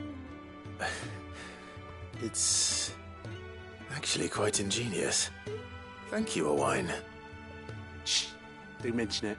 You earned it. And I wanted to get some practice in using that metal anyway. Reckon we'll have all kinds of uses for it around the hideaway.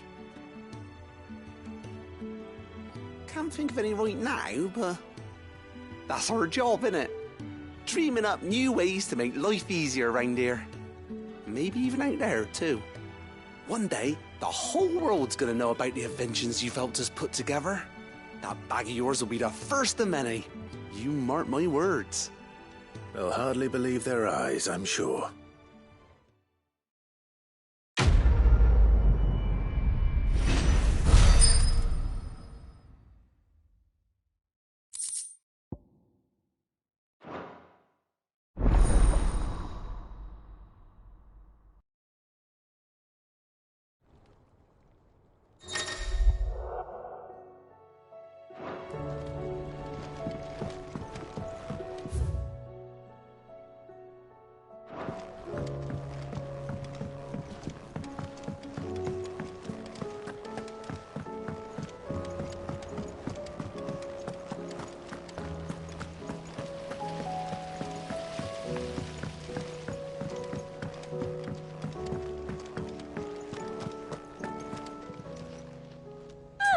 I wasn't expecting you back so.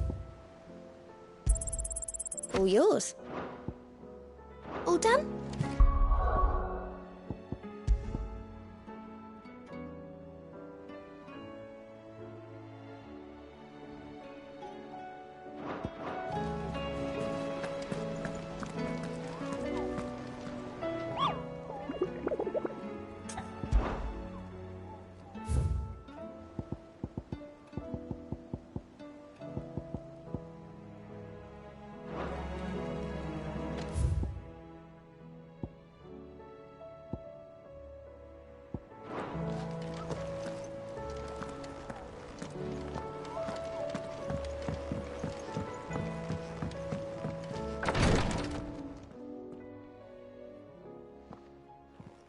How are you feeling, Joshua? Better than I was. But not nearly as well as you should be. Your cuts and burns may have healed, but your body still bears the burden of every spell cast. And what would you have had me do? It was no ordinary foe we faced. It was the Warden of Darkness. Yet still, it was not enough. The king could have ended me at any moment, but instead chose to toy with me like a curl does a mouse. You underestimate yourself. Oh, it was crystal clear. Only one man established his dominance that day, and that man was Barnabas. I'm sorry, brother. That was ill-spoken. It's just... I have never felt so powerless. And when so many are looking to us for strength, perhaps the prince feels the same.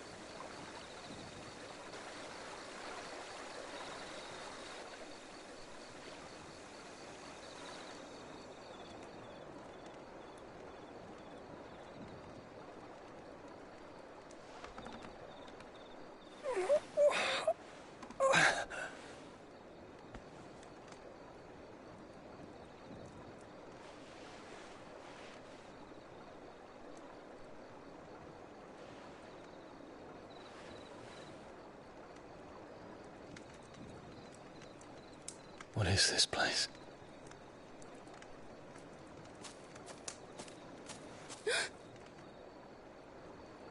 Don't move.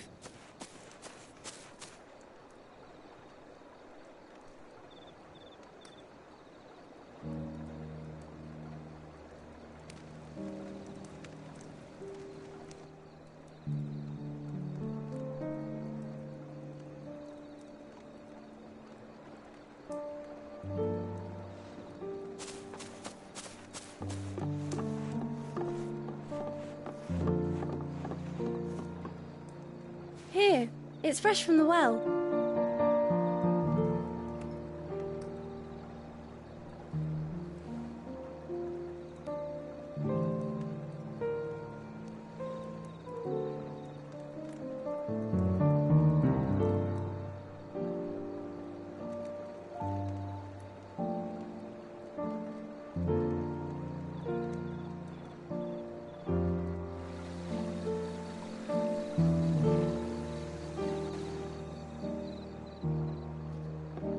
Grandmother told me spirits sometimes get lost, and that the lanterns guide them to their proper place. I set one on the river for her when she passed away.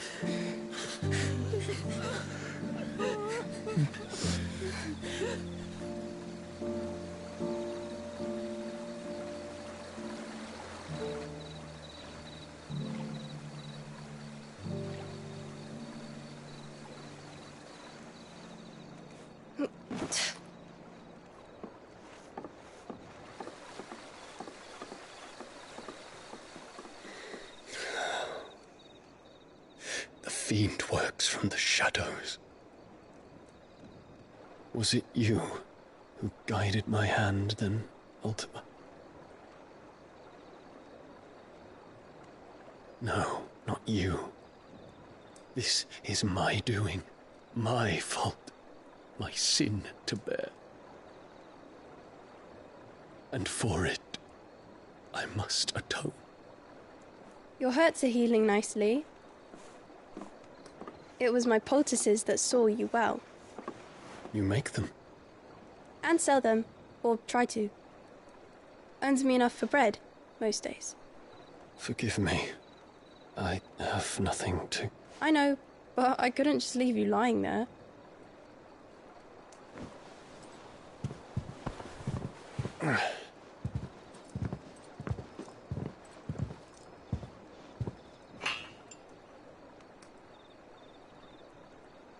You're going then? Of course. I'm healed. Thanks to you and your poultices. Will you promise to come back and visit?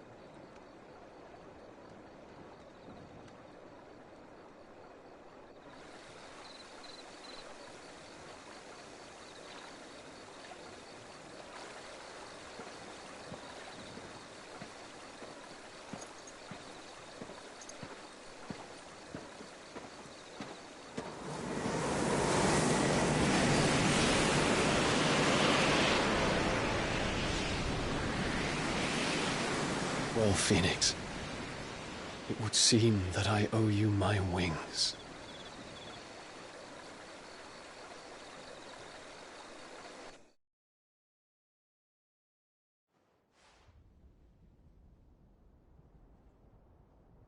Perhaps he can find an answer. You will be returning to Waloed soon, I gather. I see no reason to wait. Then neither do I. I can think of a few, but I doubt they'll stop you. You will take your medicine. Of course, Lady Daya. Set on leaving already, are you? How long will it take us to get back to Ash? Dunno, about the same amount of time it took us to get here. Maybe less, if your uncle can find someone trustworthy to patch up the Enterprise. All depends on where we're putting into port, mind. Yes. It's not as if we can put ashore wherever we choose. We have to assume that the whole of Ash is hostile, and that we'll be attacked on sight. Then we must find a place they won't think to look. And I have an idea who might know of one. The Professor! I'll go and tell you coming! While you're plotting our course, I'll be in the shelves with your lawsman. I wish to pick his brains about Ultima. Then I'll talk to Karen about supplies for the journey. They may not be easy to come by in Ash.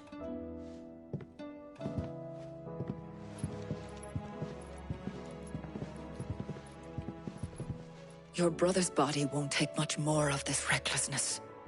You know that, don't you? I do.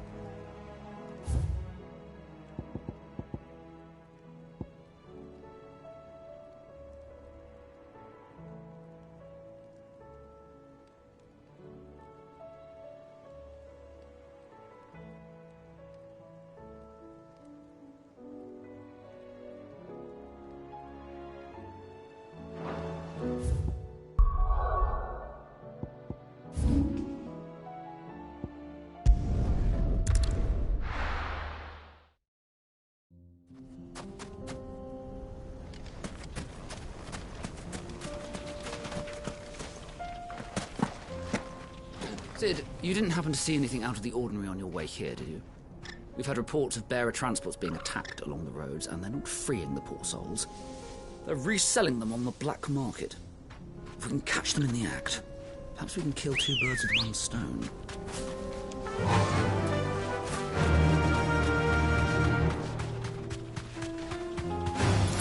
All right.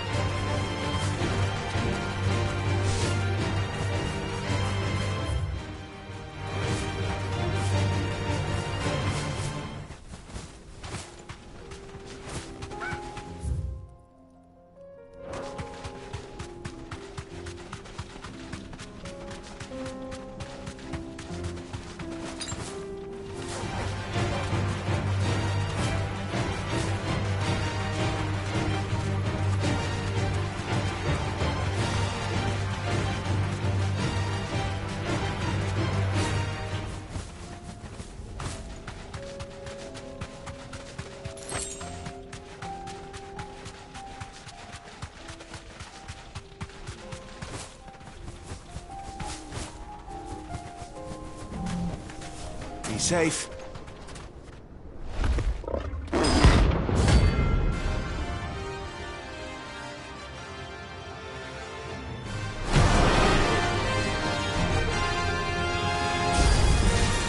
We're not gonna work on this one. Stay close, Torvald.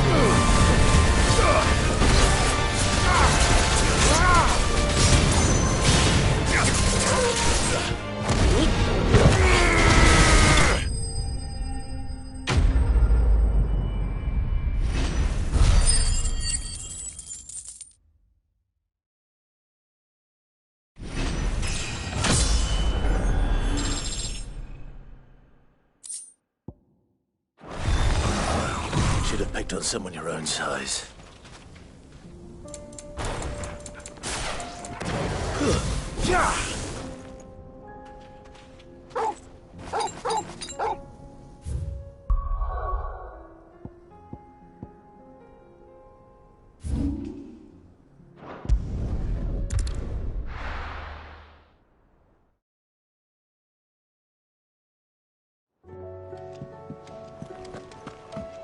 Come back.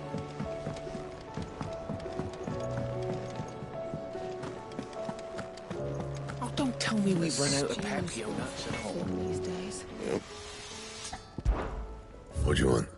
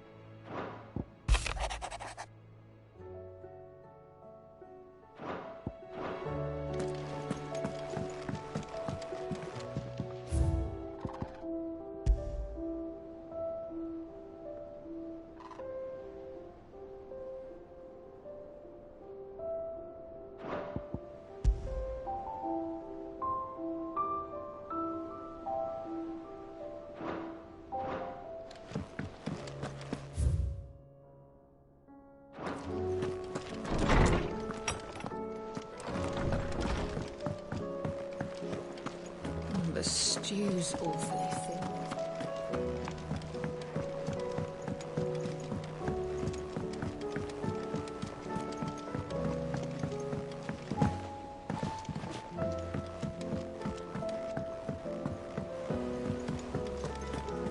I still say it were a compliment. Say it all. Ah, Clive. I was wondering when you'd arrive. Please tell me you've come to take our young prodigy here off my hands. I'm not here for Mid. I need information on Ash. Then why not ask Molly if you can look in one of her ovens? Go on. As soon as the Enterprise is ready, we'll be setting out for Drake's Spine. And we're going to need a safe place to land. Preferably one that won't see my ship blown to shit and splinters. If it were that easy, do you think Waloed would have resisted invasion for so long? Very little is known of Ash, and the information we do have is spotty and outdated. We have the good King Barnabas to thank for that. Waloed's borders have been closed to outsiders since the day he seized the throne. If there is anywhere safe to land, you won't find it on my map. Then tell us what we will find. I'm sure you know better than we do. But no splinters. All right. If it will get you out of my hair. But interrupt me, and it's over. Understood?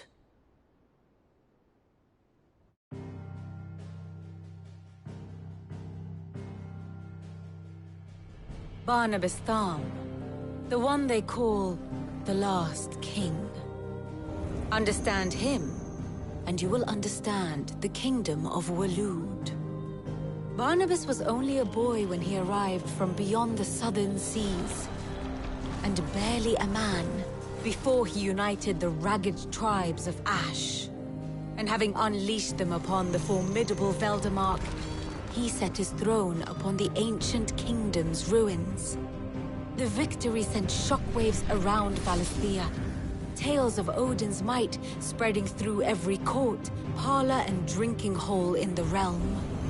Note that this was in the year 843, and that the king still sits upon his throne some 40 years later, quite untouched by time. Waloed's recent inaction left many wondering if Odin had lost his appetite for war. And yet here we are. The Einherjar was committed to the fray, a bold declaration of intent. Orcs swarm around Drake's Fang, and throngs of Akashic haunt Canvas streets. Though how precisely the havoc they wreak serves Waloed remains unclear. Regardless, if the order to attack truly came from King Barnabas, then one thing is certain. Waloed has achieved the impossible, and made bedfellows of beastmen and the ether-addled alike.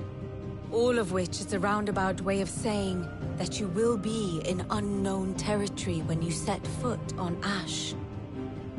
Much of the continent has already been lost to the Blight, and what few ports remain will be fiercely guarded.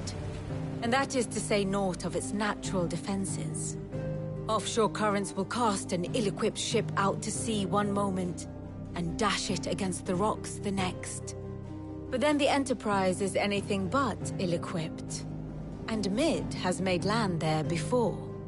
Now, if only there were someone with an intimate knowledge of the Shadow Coast, and where a daring gentleman might put ashore.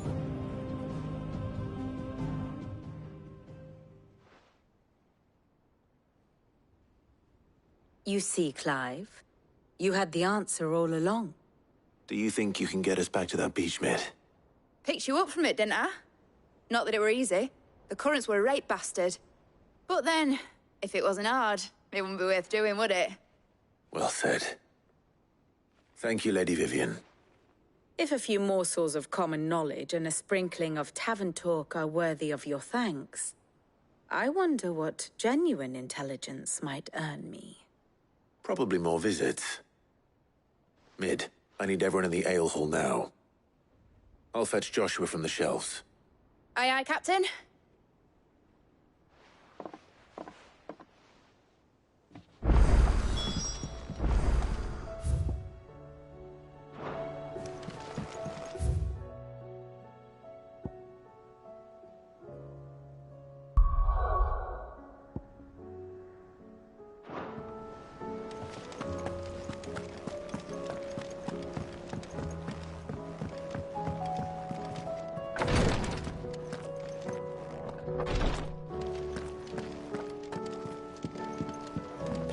Please, Your Grace, stay strong.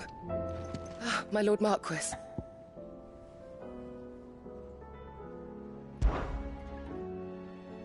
Yote, is anything the matter? You seem troubled. Perhaps I might be able to help. My lord. Yes. Perhaps you might. It's your brother. His condition continues to worsen, though he does his best to hide it. The lesion on his chest pains him more with each passing day. I had feared as much. There are certain elixirs which can ease the suffering of those afflicted by the curse, but...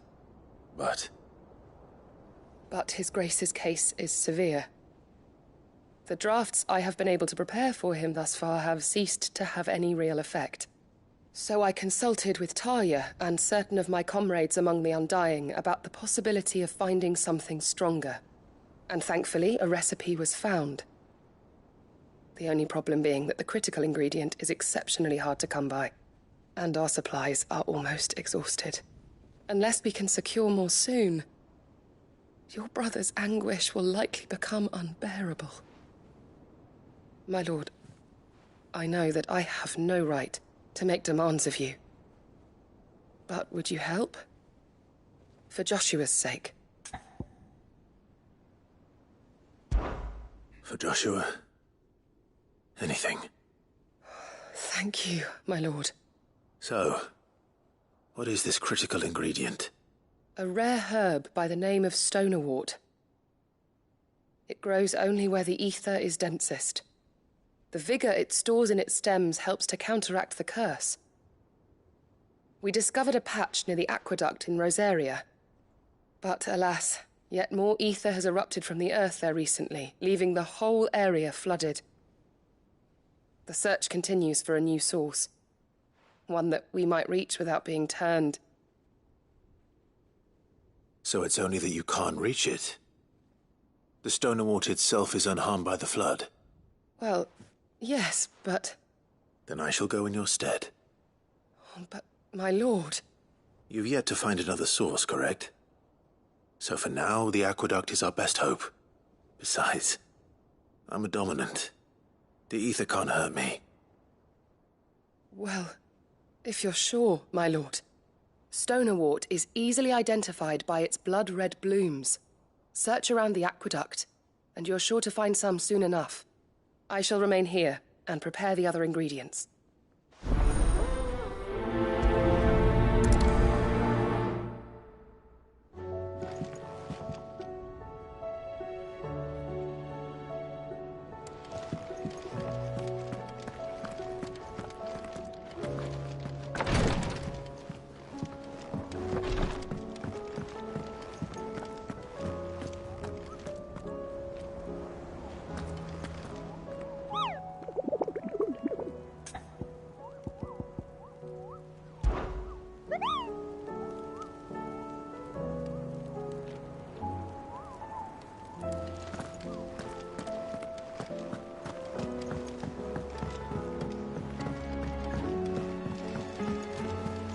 Covered in nicks and lumps.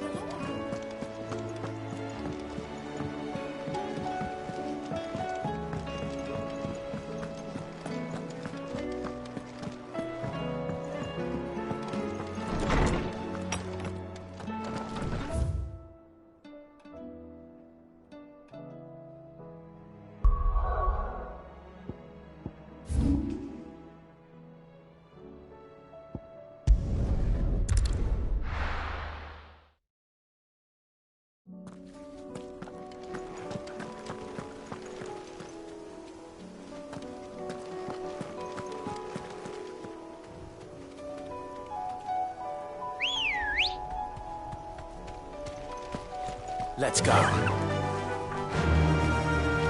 Run like the wind.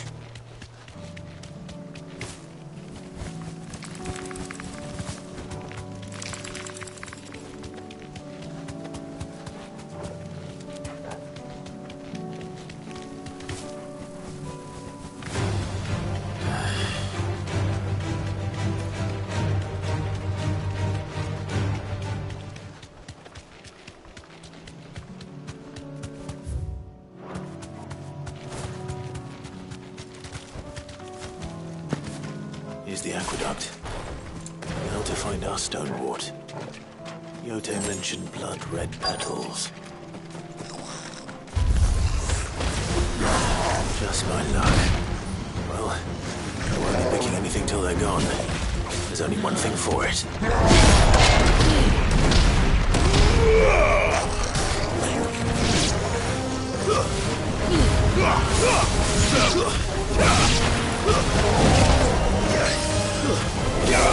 Help me, boy. Too slow.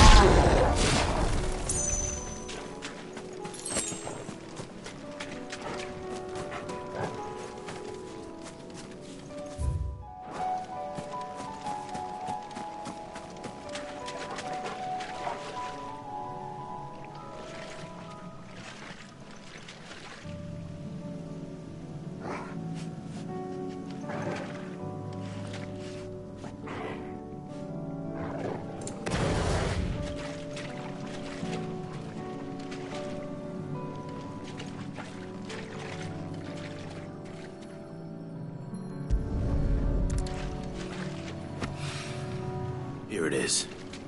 Better collect as much as I can before reinforcements arrive.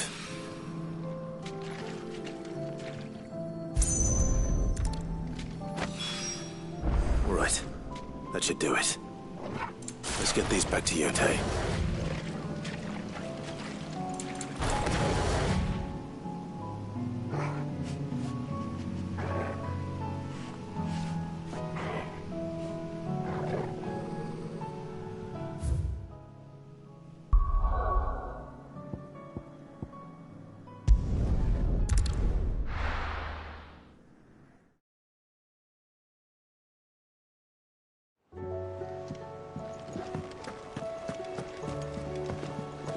Covered in nicks and lumps.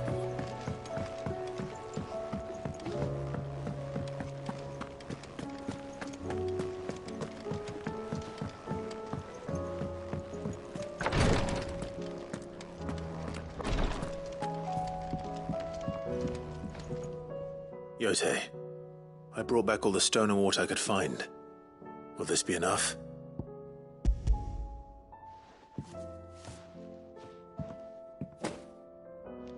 Yes, my lord. Thank you. I'm sure it will serve us until we can find another source.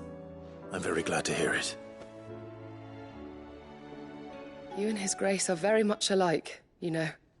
You think only of how you might help others, and never of the danger to yourselves.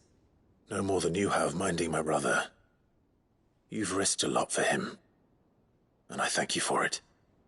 I am honored that you should say so. But I beg you, my lord, do not give too much of yourself for the sake of others. We could not afford to lose you. I'll keep that in mind.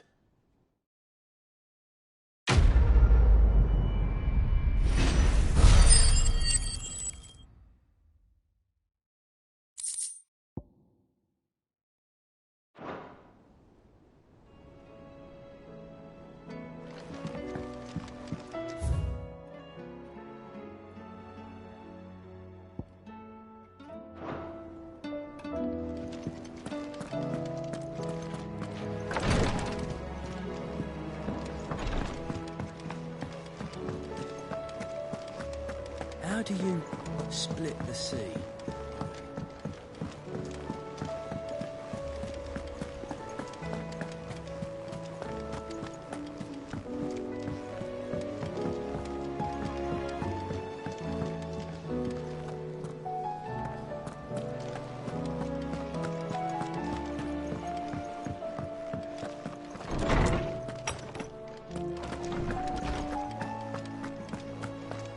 I have no reason to assume otherwise. Well, then that changes everything. Clive, you must listen to this. Lawsman, tell him. Do you recall when we spoke before on the divinity of Ultima? Well, it inspired me to delve deeper into the subject. And what I discovered appears to agree with the findings of His Grace. You will recall that my quest to uncover Ultima's origins began with the mural at Phoenix Gate. But while I've always known it to be important, its secrets have heretofore eluded me. Now, however, I believe I know where to find the more complete example, one that will reveal all we seek. Master Clive, have you ever in your travels chanced to hear of the Circle of Malleus? I would think not, few have. But there was once a time when the faith flourished, the oldest known religion in the Twins, and though its popularity eventually waned on Storm, hints of its dogma remain embedded in more modern faiths such as the Crystalline Orthodox. Wait, you said it waned on Storm. What of Ash? Religious monuments are often torn down or repurposed when new faiths rise to prominence. But if no new faith arose, then perhaps the ancient temples might still stand. And so, you see now why I must accompany you to Waloed. It would appear the past still has much to teach us, though in this case, it would not have been possible without the musings of Moss. To think that you carried a copy of my old mentor's chronicles all along. I am relieved to discover it in good hands. I shall guard it with my life. Joshua, if you're finished here, join me in the ale hall. I need to speak to everyone before we leave. Right away.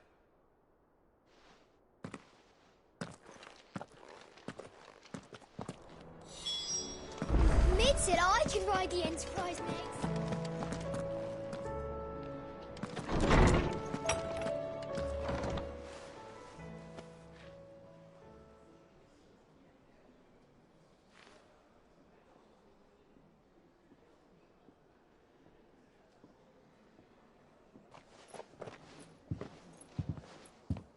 My apologies.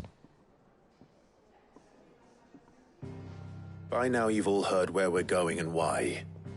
So I won't bother you with the boring details, only the important ones. If we attempt to approach Stone here by sea, there's a good chance we'll be sighted and fall prey to the capital's artillery. So instead, we'll disembark on the southwest coast and make for Drake's Spine on foot. I say we, but it's highly likely the entirety of Ash is under the rule of Ultima. A large party would only attract unwanted attention, as well as slow our march and require supplies which may be difficult to obtain. Only Joshua and I will be going. And a scout. Preferably a good one. Gav, do you know of any? You bet your ass I do. Might still borrow some of Lady Vivian's maps, though. Just in case, like. Once you've dropped us off at the Shadow Coast, you need to retreat into neutral waters, fly merchant colors, and stay inconspicuous. If you sense any danger at all, you leave us behind and return to Storm. Inconspicuous is my middle name. But like hell am I leaving anyone behind. The ship ain't going nowhere till your scurvy mugs are smiling on deck. Jill, the Enterprise will appear a tempting target for royalists and pirates alike. You're to stop anyone boarding. Don't worry. I'll keep the ship and her crew safe. You'll be needing passage home, after all. But... very well. If there are no questions, I'll see you all at the docks.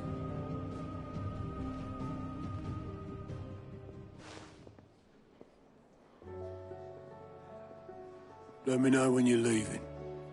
I want a word before you go. Of course.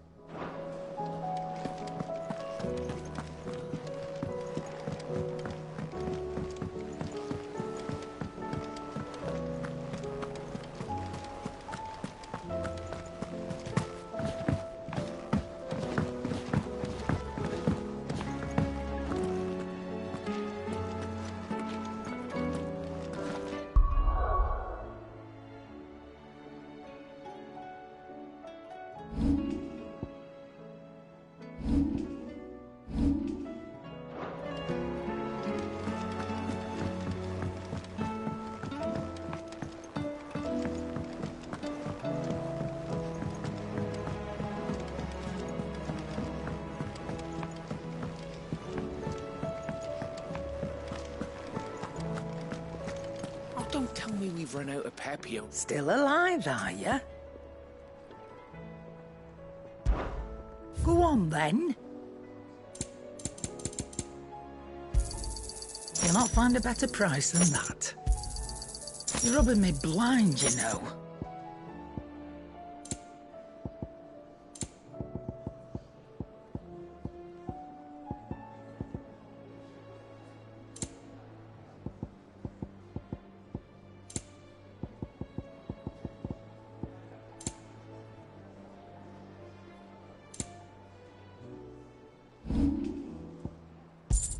Is that all?